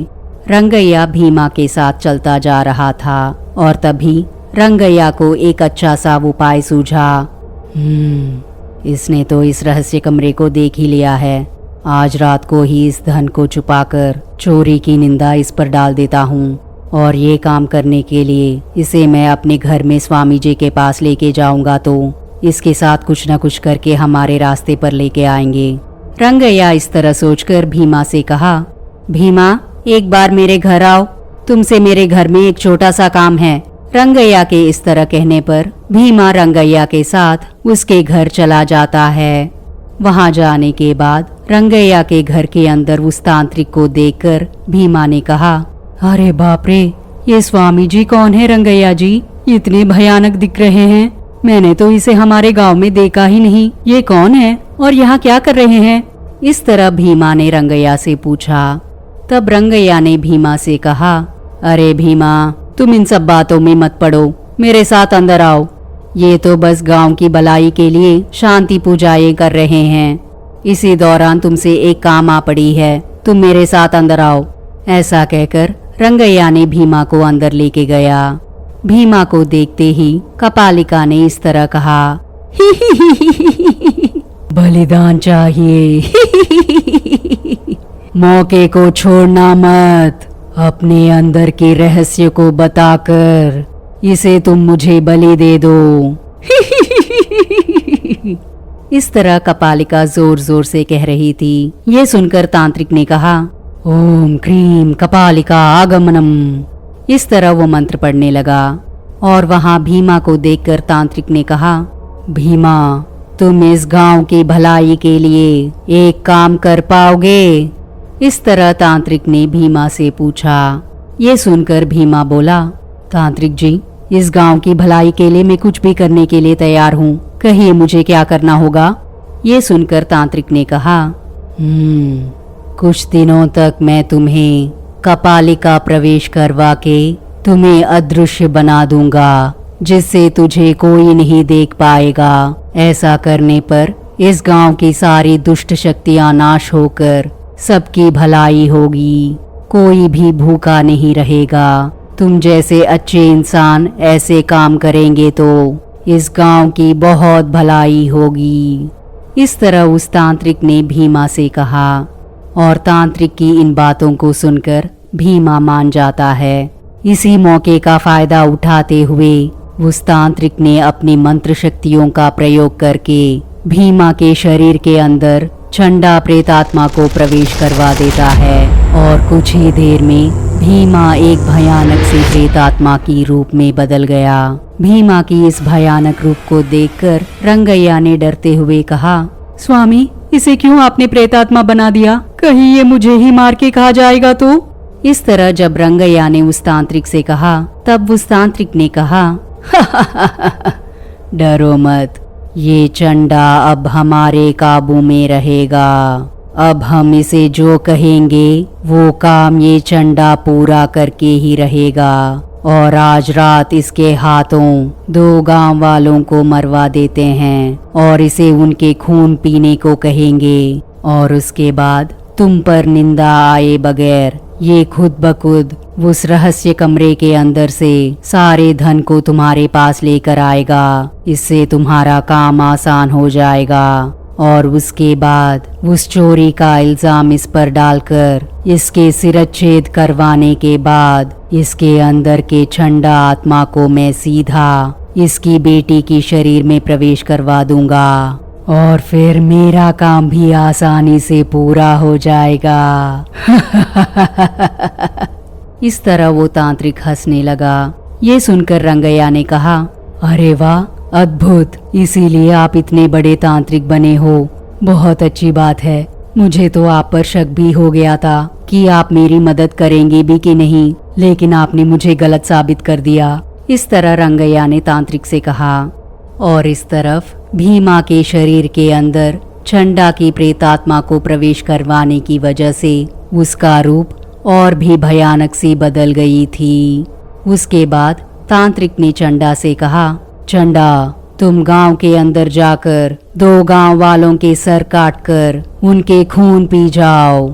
इस तरह उस तांत्रिक ने चंडा से कहा।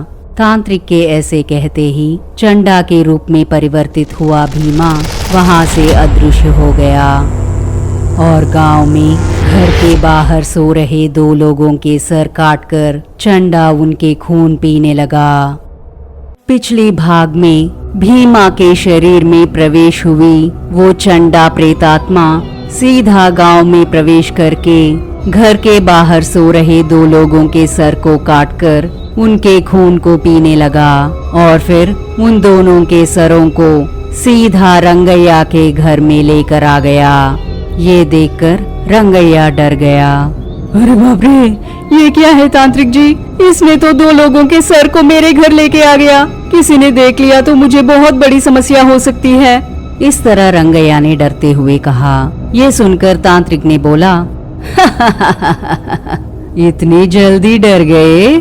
आज के बाद हर रोज इस गांव में मौतें होंगी और हर किसी का मौत इस भीमा के हाथों में ही होगा। ये अब साधारण भीमा नहीं है, मेरे अधीन में रहने वाला चंडा भीमा है। आज से हर रोज नरघोष सुनाई देगी। लेकिन वो निंदा तुम पर नहीं गिरेगा। इस चंडा के लाए हुए दोनों सरों को तुम भीमा के घर के पास रख के आ जाओ। इस तरह उस तांत्रिक ने रंगैया से कहा।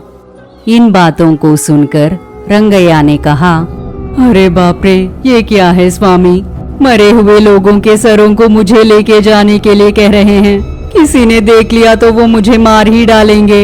ये सुनकर तांत्रिक ने कहा, तुम्हें फिक्र करने की कोई जरूरत नहीं है। मैं भीमा का रूप तुम्हें देता हूँ। तुम भीमा के रूप में गांव में जाकर हर कोई तुम्हें ही देखते समय इन दोनों सरों को भीमा के घर में रख के आ जाओ। तब गांव वाले सभी सोचेंगे कि भीमा ही पिशाच बनकर सबको मार रहा है और फिर वही लोग भीमा को मार डालेंगे और उसके बाद तुम उस निधि को चोरी करके भीमा के ऊपर चोरी की निंदा डाल सकते हो। ये सुनकर रंगैया थोड़ा खुश हुआ, लेकिन डर भी रहा था।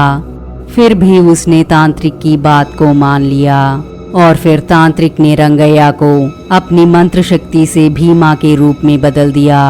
ये देखकर रंगैया बोला, अरे मैं तो हूबहू भीमा के जैसे ही दिख रहा हूँ। ठीक है स्वामी, मैं इन सरों को भीमा के घर में रख के आता हूँ। ऐसा कहकर रंगैया उन दोनों सरों को हाथ में पकड़कर सभी गांव वालों की नजर में पड़ते हुए वो गांव में चला जा रहा था। तब गांव वालों ने सोचा, ये क्या, भीमा इस तरह लोगों के सरों को पकड़ के जा रहा है? कहीं ये पागल तो नहीं हो गया ना? और ये दोनों सर किसके हैं? इस तरह वो सभी सोच रहे थे, लेकिन भीमा उनकी बातों की परवाह किए बगैर वहां से चला जा रहा था और गांव वाले अपने शक को दूर करने के लिए गांव के बीच आ पहुंचे और वहां दो लोगों की सरकटी लाशें थी। ये देख गांव वाले इस तरह बातें करने लगे, अरे बाप रे, लगता है इस भीमा ने इन दोनों को मार डाला है और बाद में हमें भी मार सकता है। जल्दी से जाकर मुखिया जी को बताते हैं। ऐसा कहकर वो सभी मुखिया जी के पास आते हैं और वहां जाकर सभी लोगों ने मिलकर मुखिया जी से कहा, मुखिया जी, हमारे गांव में बहुत बड़ा अन्याय हो रहा है।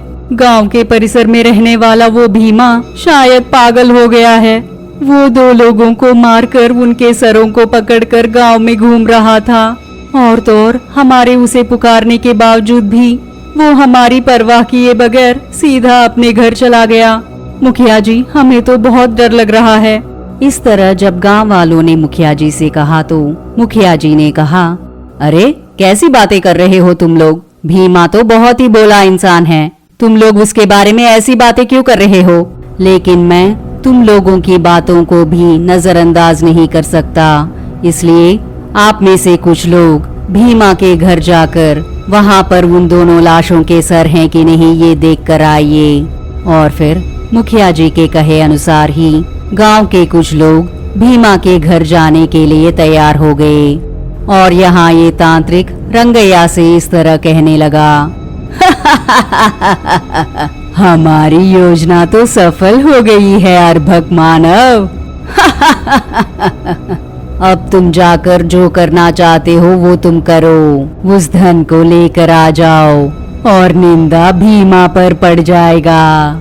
इस तरह उस तांत्रिक ने कहा और फिर तांत्रिक के कहे अनुसार ही रंगैया सीधा उस रहस्य कमरे में जाकर वहां पर छुपा के रखी हुई धन को चोरी करके सभी गांव वालों के आंखों के सामने से भीमा के घर जाने लगा। ये सब देखकर गांव वालों ने कहा, अरे ये क्या, इतना धन कहाँ ले जा रहा है? ओए भीमा, ये पैसे तुझे कहाँ से आए?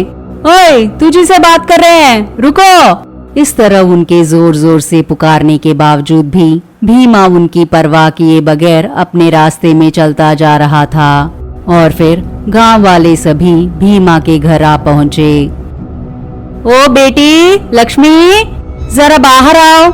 इस तरह गांव वालों ने बुलाया। ये सुनकर लक्ष्मी ने कहा, कौन हो तुम लोग? कौन चाहिए? तुम लोगों के सरों को पका के खा जाऊं? इस तरह भीमा की बेटी जोर से हंस रही थी। ये सुनकर गांव वाले सभी, अरे बाप रे, लगता है ये भी भूतनी बन गई है। शायद ये दोनों मिलकर इस गांव का सर्वनाश करना चाहते हैं। ओ लक्ष्मी, एक बार बाहर आओ बेटा। उनके ऐसे कहते ही एक भयानक सी भूतनी उनके सामने प्रकट होकर उन लोगों में से एक के शरीर को बाकी सबके सामने 2 भागों में चीर दिया और उसका खून पीकर आज के बाद गांव में हर रोज कोई ना कोई मरता रहेगा। हर रोज किसी ना किसी को इस चंडा के लिए बलि होकर ही रहना पड़ेगा। इस तरह उस भूतनी ने भयानक ढंग से कहा। ये देखकर गांव वालों ने कहा, लगता है इनका पूरा परिवार ही भूतिया बन गया है। देखने में तो लगता है कि ये लोग पूरे गांव को सर्वनाश कर देंगे। हमें तो जल्दी से जान बचाकर यहाँ से भागना ही होगा। ऐसा सोचकर वो सभी वहाँ से भागकर गांव के अंदर चले गए और फिर लक्ष्मी के रूप में आई हुई वो भूतनी सीधा गांव में प्रवेश करके पूरे गांव को जलाने लगती है। ये सब देखकर तांत्रिक ने कहा, भला भला भला रे भला। ओ कपालिका, तेरा सपना अब पूरा होने वाला है। मैं जिसे बलि देना चाहता था वो कन्या अब चंडा के वश में आ चुकी है। अब उस कन्या का बलि देना मेरे लिए आसान हो जाएगा। और तो और आज महाअमावस है और इस दिन में मेरी शक्तियां प्रेतात्माओं की शक्तियों से भी अतीत होती हैं। आज मैं जरूर इस बालिका का बलि देकर ही रहूंगा।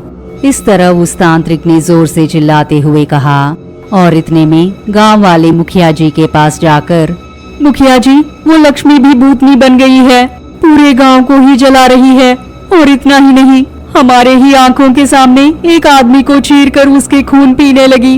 कुछ न कुछ करके इस गांव को बचाइए मुखिया जी। और एक बात है मुखिया जी, वो भीमा पैसों को ले जा रहा था। इस तरह गांव वालों ने सभी मुखिया जी से कहा। और दूसरी तरफ भीमा के रूप में रंगैया तांत्रिक के पास आता है। तांत्रिक जी, जल्दी से मेरी असली रूप दे दीजिए। मैं अभी मुखिया जी के पास जाकर भीमा पर चोरी का सारा इल्जाम डालकर सभी को यकीन दिलाऊंगा कि मैं बहुत ही अच्छा इंसान हूँ। इस तरह रंगैया के कहते ही तांत्रिक अपनी शक्तियों से रंगैया को वापस उसके असली रूप दे देता है। और फिर रंगैया मुखिया जी के पास आकर, मुखिया जी, गांव में बहुत बड़ा घोर अन्याय हो रहा है। इस भीमा ने बहुत से लोगों को मार दिया है। और इतना ही नहीं, सभी के आंखों के सामने से हमने जो धन छुपा कर रखा था उसे लेकर चला गया है। इस तरह उस कपटी रंगैया ने मुखिया जी से कहा। इन बातों को सुनकर मुखिया जी ने कहा, अरे बड़ी अजीब बात है, इतना भोला दिखने वाला भीमा कैसे इस तरह बदल गया। खैर जो भी हो, अगर कोई भी इंसान गांव के लिए खतरा बन जाए तो उन्हें खत्म करना ही होगा। ठीक है, मैं अभी जाकर एक शक्तिशाली तांत्रिक को लेकर आता हूँ और फिर उनसे इन भूतों को भगाएंगे। इस तरह मुखिया जी ने कहा। मुखिया जी के ऐसे कहने के अगले ही दिन वो एक तांत्रिक के पास गए और वहाँ उस तांत्रिक ने मुखिया जी को देखते ही, तुम्हारे गांव में एक भयंकर तांत्रिक घुसा है और वो तांत्रिक तुम्हारे गांव को सर्वनाश कर रहा है ना। और वो तांत्रिक कोई और नहीं है, मेरा अपना शिष्य है, लेकिन उसकी सोच बहुत ही भयानक है। और जब मैं ध्यान में था तब उसने मेरी मंत्र शक्तियों को चोरी करके मेरे रूप में तुम्हारे गांव में प्रवेश किया है। वो तुम लोगों के गांव के अंदर मेरे रूप में प्रवेश करके गलत कामों के लिए मेरी शक्तियों का प्रयोग कर रहा है। वो बहुत ही खतरनाक है। उसे खत्म करने के लिए हमें एक पूरा दिन भयंकर प्रेतात्मा की पूजा करनी होगी और इसके लिए मुझे 3 लाशें चाहिए। तुम इनका इंतजाम करोगे तो मैं तुम्हारे गांव में प्रवेश करके उस भयंकर तांत्रिक को मैं सर्वनाश कर सकता हूँ। इस तरह तांत्रिक ने मुखिया जी से कहा। ये सुनकर मुखिया जी ने कहा, तांत्रिक जी, आप सच में बहुत शक्तिशाली हैं। मेरे कुछ कहने से पहले ही आपने हमारे गांव में होने वाली सभी चीजों के बारे में बता दी, इसलिए मैं आपके कहे अनुसार सारे इंतजाम करके रखूंगा। इस तरह मुखिया जी ने तांत्रिक से कहा। पिछले भाग में मुखिया जी अपने गांव में हो रही घटनाओं के बारे में जानकर अपने गांव को किसी भी तरह बचाने के लिए वो विचार करते हैं और अगले ही दिन वो एक तांत्रिक से मिलते हैं वो तांत्रिक मुखिया जी के कुछ कहे बगैर ही गांव में घट रही सभी घटनाओं के बारे में विस्तार में बताते हैं। और उस तांत्रिक ने कहा कि वो उस गांव के सारी समस्याओं को मिटा देंगे और उसके लिए मुखिया जी को 3 लाशों को लाने के लिए कहते हैं और मुखिया जी भी इस बात के लिए मान जाते हैं। अब मुखिया जी से वो तांत्रिक इस तरह कहने लगा, और इतना ही नहीं, तुम्हारे गांव में तुम्हारे ही साथ रहकर एक निकृष्ट इंसान तुम्हारे गांव को धोखा दे रहा है और वो है रंगैया। तुम उस पर भरोसा मत करो, वो बहुत ही कपटी इंसान है। वो तुम्हारे साथ बहुत अच्छा रहकर गांव वालों की संपत्ति को लूटना चाहता है। इसीलिए मेरा शिष्य और रंगैया दोनों मिलकर गांव को सर्वनाश करके उस निंदा को बेचारा भोले भाले भीमा पर थोप देना चाहते हैं। इसलिए तुम्हें सावधानी से व्यवहार करना होगा। और तुम इस बात को जानते हो, ये रंगैया को खबर नहीं लगनी चाहिए। अगर उसे पता चल गया तो तुम्हारी जान के लिए खतरा हो सकता है। मैं ठीक रात के 1 बजे के समय तुम्हारे गांव के अंदर आऊंगा और उसके बाद उन लोगों को बंदी करके इस भोले भाले भीमा को और उसकी बेटी को प्रेतात्मा से अलग करके उन दोनों को सुरक्षित बाहर निकालूंगा। और इस बात के लिए हमें एक प्रेतात्मा शक्ति की अनुग्रह चाहिए और इस वजह से ही मुझे किसी 3 लोगों के मृतदेह चाहिए। इन भूतों को वश में करते वक्त उन भूतों को खून की प्यास बहुत अधिक होती है। मैं उन 3 लाशों में खून भरकर इन लाशों के द्वारा उन भूतों की खून की प्यास बुझाकर उन भूतों को वश में करके कैद कर दूंगा। इस तरह तांत्रिक ने मुखिया जी से कहा और मुखिया जी भी इन बातों को मानकर गांव वापस आ गए। और वहां रंगैया इंतजार कर रहा था। रंगैया मुखिया जी को देखते ही, अरे ये तो वापस आ गया, कहीं इसे सब सच मालूम पड़ गया तो मेरे घर में तांत्रिक का रहना और मेरी सभी साजिशों के बारे में इसे पता लग गया तो। इस तरह वो सोचने लगा। और मुखिया जी रंगैया को देखकर, तू कितना धोखेबाज है रे, मेरे ही पास रहकर मेरे पीठ पीछे ही चुरा भोग दिया और तो और तू उस बेचारे भीमा को भी मरवाना चाहते थे। अब तुझे मैं कैसे सबक सिखाता हूँ देख लेना। इस तरह सोचकर मुखिया जी रंगैया से, अरे रंगैया तुम यहीं पर हो, घर नहीं गए क्या? ये सुनकर रंगैया ने कहा, वो क्या है कि मुखिया जी, मैं तो बस आपका इंतजार कर रहा था। क्या कहा उस तांत्रिक जी ने? ये सुनकर मुखिया जी ने कहा, अरे वो कोई बड़ी बात नहीं है। उन्होंने कहा कि वो एक छोटी सी भूतनी है और उन्होंने एक फूल मुझे दिया, उसे हाथ पे बांधने पर हमें कुछ नहीं होगा। खैर इन बातों को छोड़ो, हमारे गांव में बस छोटी छोटी भूतनियां आई हैं और वो उन्हें भगा देंगे ऐसा कहा था। तुम जाओ अभी अपने घर। ऐसा कहकर मुखिया जी ने रंगैया को भेज दिया और उसके बाद वो जल्दी से गांव के अंदर जाने लगे और फिर एक घर में जाके कुछ लोगों से मिलकर इस तरह कहने लगे, सोमैया देखो, मैं जो कहने वाला हूँ वो ध्यान से सुनिए। इस गांव में इतने सारे भूत घूम रहे हैं, वो सब रंगैया के वजह से ही घूम रहे हैं। उसके घर में ही एक तांत्रिक है और वो तांत्रिक उस भोले भाले भीमा की बेटी का बलि देने के लिए आया है और रंगैया उस तांत्रिक से हाथ मिलाकर हम सब ने जो धन इकट्ठा किया है उस धन को चोरी करने का सोच रहा है। हमें होशियारी से काम लेकर इस रंगैया को सबक सिखाना ही होगा। आप सब मेरे कहे अनुसार कीजिएगा। एक बहुत ही अच्छे तांत्रिक कल रात हमारे गांव आने वाले हैं और उनके लिए हमें 3 लाशों को गांव के बीचों बीच रखना होगा और उन लाशों से वो तांत्रिक कुछ पूजाएं करके लक्ष्मी और भीमा के शरीरों से आत्माओं को बाहर निकाल देगा और फिर उन आत्माओं को बंदी करके लक्ष्मी और भीमा को बचाएगा और उसके बाद हम रंगैया और भूतों के बारे में देखेंगे। ठीक है? मुखिया जी की कही इन बातों को सुनकर गांव वालों ने कहा, आपने हमारे लिए इतना कुछ किया है मुखिया जी, इसलिए हमारे पैसे और गांव को बचाने के लिए हम जरूर आपका साथ देंगे मुखिया जी। इस तरह गांव वालों ने कहा। और दूसरी तरफ रंगैया अपने घर जाकर तांत्रिक से इस तरह कहने लगा, तांत्रिक जी मुझे तो कुछ शक हो रहा है। मुखिया जी हमेशा किसी भी काम के लिए मुझे साथ लेके जाते हैं, लेकिन इस बार गांव में भूतों को भगाने के लिए अकेले ही तांत्रिक से मिलने के लिए गए। कहीं उसे मेरे बारे में सब सच सच पता चल गया तो हमें उस मुखिया जी से कोई ना कोई खतरा हो सकता है। मुझे बहुत डर लग रहा है, आप ही कुछ कीजिए तांत्रिक जी। रंगैया की बातों को सुनकर तांत्रिक ने कहा,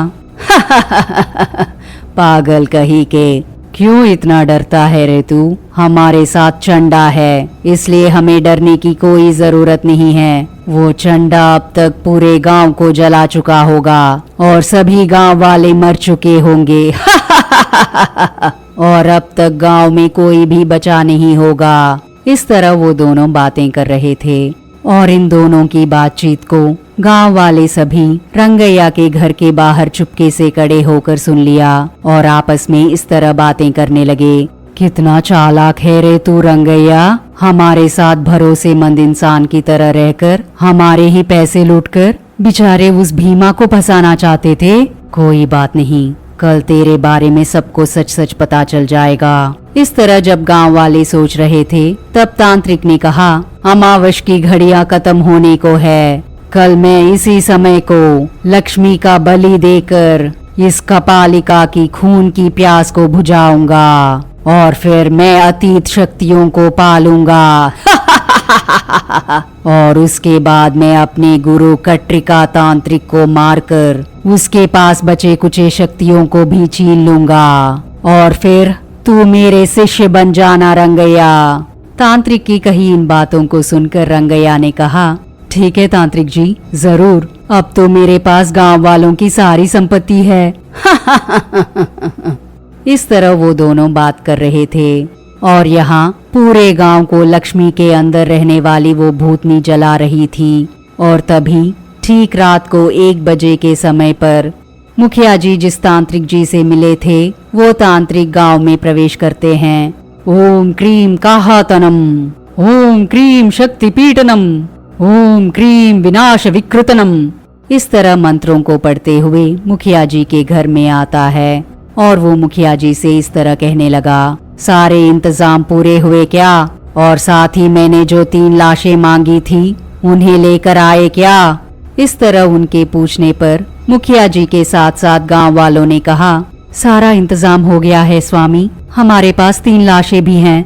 ये सुनकर तांत्रिक ने कहा, गांव के बीचों बीच वृत्ताकार बनाकर उसमें इन 3 लाशों को रखिएगा और यहाँ पर जो भी होता है उसे देख डरिएगा मत। आसपास के गांवों के लोगों को भी जानकारी देकर आइएगा कि वो भी ना डरे, क्योंकि प्रेतात्माएं गांवों को जलाने की कोशिश कर सकती हैं, लेकिन इन सब से किसी को भी डरने की जरूरत नहीं है। मैं उन भूतों को जरूर कैद करूंगा।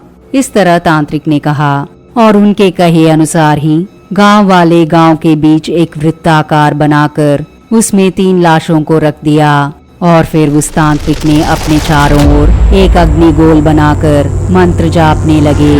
ओम क्रीम मेजाल बेतनी, ओम क्रीम पाताल बंदनी, ओम क्रीम आम फट, ओम क्रीम आत्म विनाशिनी। इस तरह वो मंत्र पढ़ने लगे। ये सब कुछ देखकर रंगैया बहुत डर गया था और उसने मुखिया जी से कहा, मुखिया जी मैं अभी घर जाकर आता हूँ। रंगैया की बात सुनकर मुखिया जी ने कहा, अरे रंगैया कहाँ जाओगे? तांत्रिक जी ने कहा है ना कि यहाँ से जाना अच्छी बात नहीं है, क्यों इतना डरते हो? यहीं पर रहो। तब रंगैया ने कहा, वो क्या है कि मुखिया जी मेरा तबीयत थोड़ा खराब है, घर चला जाता हूँ। तब मुखिया जी ने कहा, गलत करने वाला हमेशा डरता है रंगैया। इतने दिन मेरे ही साथ रहकर तूने मुझे ही धोखा दे दिया, आज तुझे इसका सबक जरूर मिलेगा। पिछले भाग में वो अच्छे तांत्रिक गांव से सभी भूतों को भगाने के लिए एक भयानक सी यज्ञ को शुरू करते हैं। गांव के बीचों बीच होने वाली उस यज्ञ को देखकर रंगैया बहुत डर गया था और वहां से किसी भी तरह बच निकलने की कोशिश करता है। रंगैया की चाल को जानकर मुखिया जी रंगैया पर बहुत भड़क जाते हैं और अगले ही पल ही मुखिया जी ने रंगैया से कहा, सुनो रंगैया, तूने जो भी गलत काम की है उन सब के बारे में मुझे पता चल चुका है। मेरे ही साथ रहकर बेचारे इन गांव वालों की मेहनत की संपत्ति को लूटना चाहते थे ना। और जैसे ये काफी नहीं है, बेचारे उस भोले भाले भीमा पर इस चोरी का इल्जाम डाल देना चाहते थे ना। और फिर उस भीमा को मरवा कर उसकी बेटी को उस तांत्रिक के हवाले उसे बलि देने के लिए दे देना चाहते थे ना। मैंने कभी नहीं सोचा था कि तुम इतने बड़े धोखेबाज होगे। तुम तो बुजुर्ग इंसान हो, मेरे ही साथ रहते हो, मुझे अच्छे अच्छे उपाय दोगे ऐसा सोचा था, लेकिन तुम मेरे ही साथ रहकर इस गांव के लोगों को धोखा देना चाह रहे थे। गांव वालों, इस दरिंदे को अभी इसी वक्त एक पेड़ से बांध दो। इस तरह जब मुखिया जी ने कहा तो गांव वाले सभी मिलकर रंगैया को एक पेड़ से बांधकर उसे मारने लगे। तब रंगैया, मुखिया जी मुझे माफ कीजिएगा, मेरी तो मत मारी गई थी कि मैंने ऐसा काम किया, मुझ पर दया कीजिए मुखिया जी। इस तरह रंगैया गिड़गिड़ाने लगा। तब मुखिया जी ने कहा, रंगैया तुम एक बुजुर्ग इंसान हो, इसलिए मैं तुम्हारी इज्जत करता था, लेकिन तुमने अपनी उम्र के हिसाब से काम नहीं किया। तुम्हारी वजह से अब दो भोले भाले लोगों की जान खतरे में है। अगर वो दोनों भूतों के हाथ मरे तो अगले ही पल हम तुम्हें भी मार देंगे। खबरदार, अगर उनकी जान गई तो समझो तेरी जान भी गई। इस तरह मुखिया जी ने कहा और तभी तांत्रिक जी ने मुखिया जी को बुलाया। तुमने जो किया वो सही नहीं है। अगर ये बात मेरे शिष्य को पता चल गया तो भीमा और लक्ष्मी दोनों के जान के लिए खतरा हो सकता है। इसलिए तुम लोग रंगैया के द्वारा मेरे शिष्य को यहाँ पर लेकर आइए। उसके आने के बाद मैं अपने मंत्र सिद्ध जल को उस पर छिड़का दूंगा। ऐसा करते ही उसका असली रूप बाहर आ जाएगा और साथ ही उसके अंदर की सारी शक्तियां मिटकर मेरे अंदर प्रवेश कर जाएंगी। और फिर लक्ष्मी और भीमा को जिन भूतों ने पकड़ा है उन्हें मैं वश में कर सकता हूँ। ये सुनकर मुखिया जी ने कहा, ठीक है स्वामी, अभी मैं रंगैया को भेज दूंगा। और फिर वो रंगैया के पास आकर, रंगैया हम तुझे एक आखिरी मौका दे रहे हैं, तुम अपने घर जाकर उस तांत्रिक से यहाँ जो भी हुआ इसके बारे में उसे कुछ बताए बगैर लक्ष्मी अब बलि देने के लिए तैयार है ऐसा कहकर उसे यहाँ पर लाओ। तूने ये काम किया तो हम तुझे छोड़ देंगे। इस तरह मुखिया जी ने रंगैया से कहा। ये सुनकर रंगैया ने कहा, जरूर मुखिया जी, बस मुझे छोड़ दीजिए और जो पैसे मैंने चोरी की है वो भी मेरे घर में ही है, उन्हें मैं वापस दे दूंगा। इस तरह जब रंगैया ने बताया तो मुखिया जी बोले, देखेंगे, अगर तूने घर जाकर कोई चाल चलाई तो तेरे साथ साथ उस तांत्रिक को भी तुम्हारे ही घर में सजीव दहन कर देंगे, समझे रंगैया। इस तरह मुखिया जी ने रंगैया से कहा। ये सुनकर रंगैया बहुत ही डरते हुए उस तांत्रिक के पास आ पहुंचा। तब तांत्रिक ने कहा, धन को चोरी करने के बाद तेरे चेहरे में एक अलग सी चमक दिख रही है। अब तूने लक्ष्मी को बलि देने के लिए सिद्ध किया है ना? इस तरह तांत्रिक के पूछने पर रंगैया ने कहा, हाँ हाँ कर दिया है। वो लक्ष्मी जिसमें भूत है वो गांव के बीचों बीच बैठी हुई है। आप सीधा वहाँ पर आकर आपके मंत्र सिद्ध तलवार से उस लक्ष्मी के सर को काटकर बलि दे देंगे तो आपका काम वहीं पर पूरा हो जाएगा। ये सुनते ही तांत्रिक ने कहा, भला भला रे भला चंडा, मैं तुम्हारी बहुत बहुत धन्यवाद करता हूँ। मैं जिस लक्ष्मी को आज तक वश में नहीं कर पाया वो तुमने कर दिया। आ रहा हूँ चंडा, कपालिका को उस लक्ष्मी का बलि देकर मैं अपने गुरु की शक्तियों को भी वश में करके बहुत शक्तिशाली बन जाऊंगा। इस तरह वो तांत्रिक जोर से हंसने लगा और रंगैया मन ही मन, जाओ जाओ, अब तक मेरी देह शुद्धि हुई है, अब तेरी बारी है। हम दोनों को देह शुद्धि है। इस तरह रंगैया सोच रहा था। ये देखकर तांत्रिक ने कहा, क्या हुआ रंगैया, क्यों इतनी गहरी सोच में पड़ गए हो, बात क्या है? इस तरह तांत्रिक के पूछने पर रंगैया ने कहा, अरे ऐसी कोई बात नहीं है, आप जल्दी से जाइए ना, अभी जाएंगे तो आप लक्ष्मी का बलि दे सकते हैं, जल्दी से चलिए। इस तरह रंगैया ने तांत्रिक से कहा। तब तांत्रिक ने कहा, तत्क्षण ही वहां पर जाकर कपालिका को लक्ष्मी का बलि देकर उस लक्ष्मी के सर को ले जाकर उस देवी की मूर्ति के पास रखते ही मुझे अतीत शक्तियां मिल जाएंगी। ऐसा कहकर वो जोर जोर से हंसने लगा और तभी उसके पास जो कपालिका है वो बोली, जल्दी जाओ रे, जल्दी जाओ, जाल में फंसी मछली को छोड़ना मत, तेरी किस्मत जल्द ही चमकने वाली है, जल्दी जाओ। इस तरह वो कपालिका हंसने लगी। तब तांत्रिक ने कहा, हाँ रे कपालिका, हाँ, मैं अभी जाकर लक्ष्मी का सर काट के उसके सर को देवी की मूर्ति के पास रखूंगा और मैं अतीत शक्तियों को प्राप्त कर लूंगा। ऐसा कहकर वो निकल गया। और दूसरी तरफ मुखिया जी तांत्रिक से बोले, स्वामी, वो रंगैया उस तांत्रिक को लेकर आ गया तो हमें कोई खतरा नहीं होगा ना? मुखिया जी की बात सुनकर तांत्रिक ने कहा, मेरे रहते हुए तुम लोगों को कुछ नहीं होगा। किसी भी हाल में लक्ष्मी और भीमा को उसके हाथों में आने देना नहीं चाहिए और इसके लिए माया रूप में जो भीम है और साथ ही भूतनी के रूप में जो लक्ष्मी है, उन्हें बचाने के लिए उनके चारों तरफ एक रक्षा वलय बनाना होगा और इसके लिए मेरे मंत्र सिद्ध जल को भीमा और लक्ष्मी पर छिड़कना। ऐसा करते ही उनके चारों तरफ एक रक्षा वलय बन जाएगा और वो तांत्रिक इन दोनों को कुछ नहीं कर पाएगा। और साथ ही भीमा और लक्ष्मी के शरीरों से प्रेतात्माएं भी बाहर निकल जाएंगी और फिर वो दोनों वापस मानव रूप में आ जाएंगे। इसमें कोई संदेह नहीं है। इस कट्रिका तांत्रिक के मंत्र में इतनी शक्ति है कि कोई भी प्रेतात्मा वश में हो जाएगी। इस तरह उस तांत्रिक ने कहा। गांव के लोग ये सब देखकर बहुत ही डर गए थे।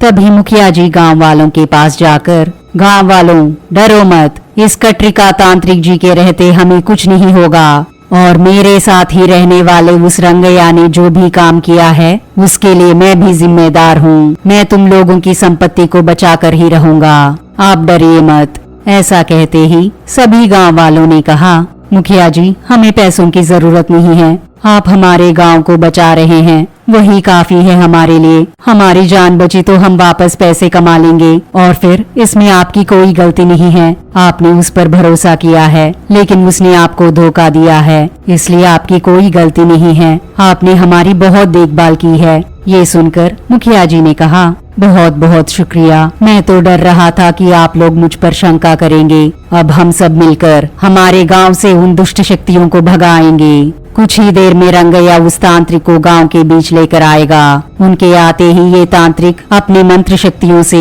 उस बुरे तांत्रिक को संहार कर देंगे और उसके बाद हमारे भीमा और लक्ष्मी सुरक्षित हमारे पास आ जाएंगे। इस तरह मुखिया जी ने गांव वालों से कहा और जैसे सोचा था ठीक वैसे ही तांत्रिक जी अपनी मंत्र शक्तियों से गांव के बीचों बीच एक पेड़ के पास एक मोम की मूर्ति बना के रखते हैं और वो मूर्ति हूबहू लक्ष्मी की तरह दिख रही थी और उस मूर्ति पर तांत्रिक जी चंडा मंत्र लगाकर आ जाते हैं और तभी रंगैया और वो बुरा तांत्रिक वहां गांव के बीच आ जाते हैं। वहां पर लक्ष्मी को देखकर बुरे तांत्रिक ने कहा, भला भला रे भला, चंडा मांत्रिका चंडा, तुम्हारी शक्ति अमोघ है। मैं जिसे बलि देना चाहता था उस स्त्री को यहाँ पर लाकर एक मूर्ति की तरह रख दिया। अब मैं अपने हाथों में रखी इस तलवार से इसके सर को काटकर कपालिका को बलि दे दूं तो मैं अतीत शक्तिशाली बन जाऊंगा। ऐसा कहकर उस बुरे तांत्रिक ने वहां पेड़ के नीचे रखी उस मोम के पुतले के सर को काट देता है। उसके ऐसा करते ही वो तलवार टूट कर गिर गया और साथ ही साथ उस सर से अग्नि ज्वालाएं आने लगी। ये देखकर बुरे तांत्रिक ने कहा, अरे ये कैसी माया है? ए रंगैया, तूने मुझे धोखा दिया है ना? तुझे मैं भस्म कर देता हूँ। ऐसा कहकर उस बुरे तांत्रिक ने अपनी मंत्र शक्तियों से अपनी आंखों से ज्वाला निकालकर रंगैया को जलाने लगा और रंगैया भस्म हो गया। और वो बुरा तांत्रिक इस तरह कहने लगा, कौन है वो जिसने ऐसा काम किया है? उसे मैं छोड़ूंगा नहीं। मैं अपनी मंत्र शक्तियों से उसे सर्वनाश कर दूंगा। उसके ऐसे कहते ही वहां उसके गुरु कट्रिका तांत्रिक प्रकट होकर, विश्वासघात शिष्य, तुम जैसे लोगों की वजह से ही इस पूरे संसार को हानि हो रही है। तू अपने ही गुरु को धोखा देकर मारना चाहते हो ना? तुम जैसे लोगों को दंड मिलनी ही चाहिए। उनके ऐसा कहते ही वो बुरा तांत्रिक अपने गुरुजी पर ही मंत्र डालने की कोशिश करता है और तभी तांत्रिक जी ने जैसे कहा था ठीक उसी तरह मुखिया जी ने मंत्र जल को उस बुरे तांत्रिक पर डाल दिया। मंत्र जल उस पर पड़ते ही वो अपने असली रूप में आ गया। ये देखकर गांव वाले सभी डर गए। अरे, इतने दिनों तक हमें पता भी नहीं चला कि ये हमारे गांव में ही है। ये सब उस रंगैया की वजह से ही हुआ है, इसीलिए उसे अच्छी सजा मिली है। इस तरह वो लोग सोचने लगे। मंत्र जल उस शिष्य पर पड़ते ही उसकी सारी शक्तियां कट्रिका तांत्रिक के पास वापस आ गए और वो इस तरह कहने लगे, ओ अर्भक शिष्य कही के, तुम्हारे जैसे धोखेबाज शिष्य कभी भी मुझ जैसे गुरुओं को धोखा दे सकते हैं और तुझे शक्तिहीन करने के लिए ही मैंने ये मंत्र जल बनाया है। अब तेरी सारी शक्तियां सर्वनाश हो चुकी होंगी। मैं तुझे अभी इसी वक्त भस्म कर दूंगा। ऐसा कहकर कट्रिका तांत्रिक जी ने उस माया तांत्रिक को वही के वही भस्म कर दिया। गुरुजी के ऐसे करते ही लक्ष्मी और भीमा के अंदर जो प्रेत आत्माएं प्रवेश कर चुकी थी, वो आत्माएं उन दोनों के शरीरों से बाहर निकल गए और अगले ही पल भीमा मुखिया जी के पास आकर, मुखिया जी, रंगैया बड़ा धोखेबाज है, उसके घर में एक तांत्रिक है। ये सुनकर मुखिया जी बोले, भीमा, तुम फिक्र मत करो, हमें सब कुछ पता चल गया है। उस तांत्रिक को और रंगैया दोनों को ये कट्रिका तांत्रिक जी ने सर्वनाश कर दिया है।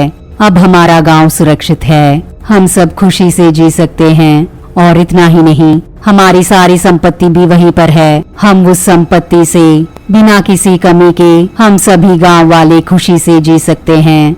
इस तरह मुखिया जी ने भीमा और गांव वालों से कहा। ये सुनते ही भीमा बहुत खुश हो गया और लक्ष्मी अपने पापा के पास आकर बोली, पापा, आप जिंदा हो, मेरे लिए वही काफी है। मैं तो आपके लिए बहुत ढूंढ रही थी। तब मुखिया जी ने कहा, लक्ष्मी, तुम जैसी लड़की हमारे गांव की शान हो। तुम्हारी वजह से ही हमारा गांव आज सुरक्षित है। तुम्हारी वजह से ही हमारा पूरा गांव एक बड़े खतरे से बाहर निकल आया है। ये सुनकर सभी खुश हुए और गांव वाले भी बहुत ही खुशी से चैन की सांस लेते हैं और तब से सभी मिलकर खेती बाड़ी करके खुशहाल जिंदगी जीने लगे।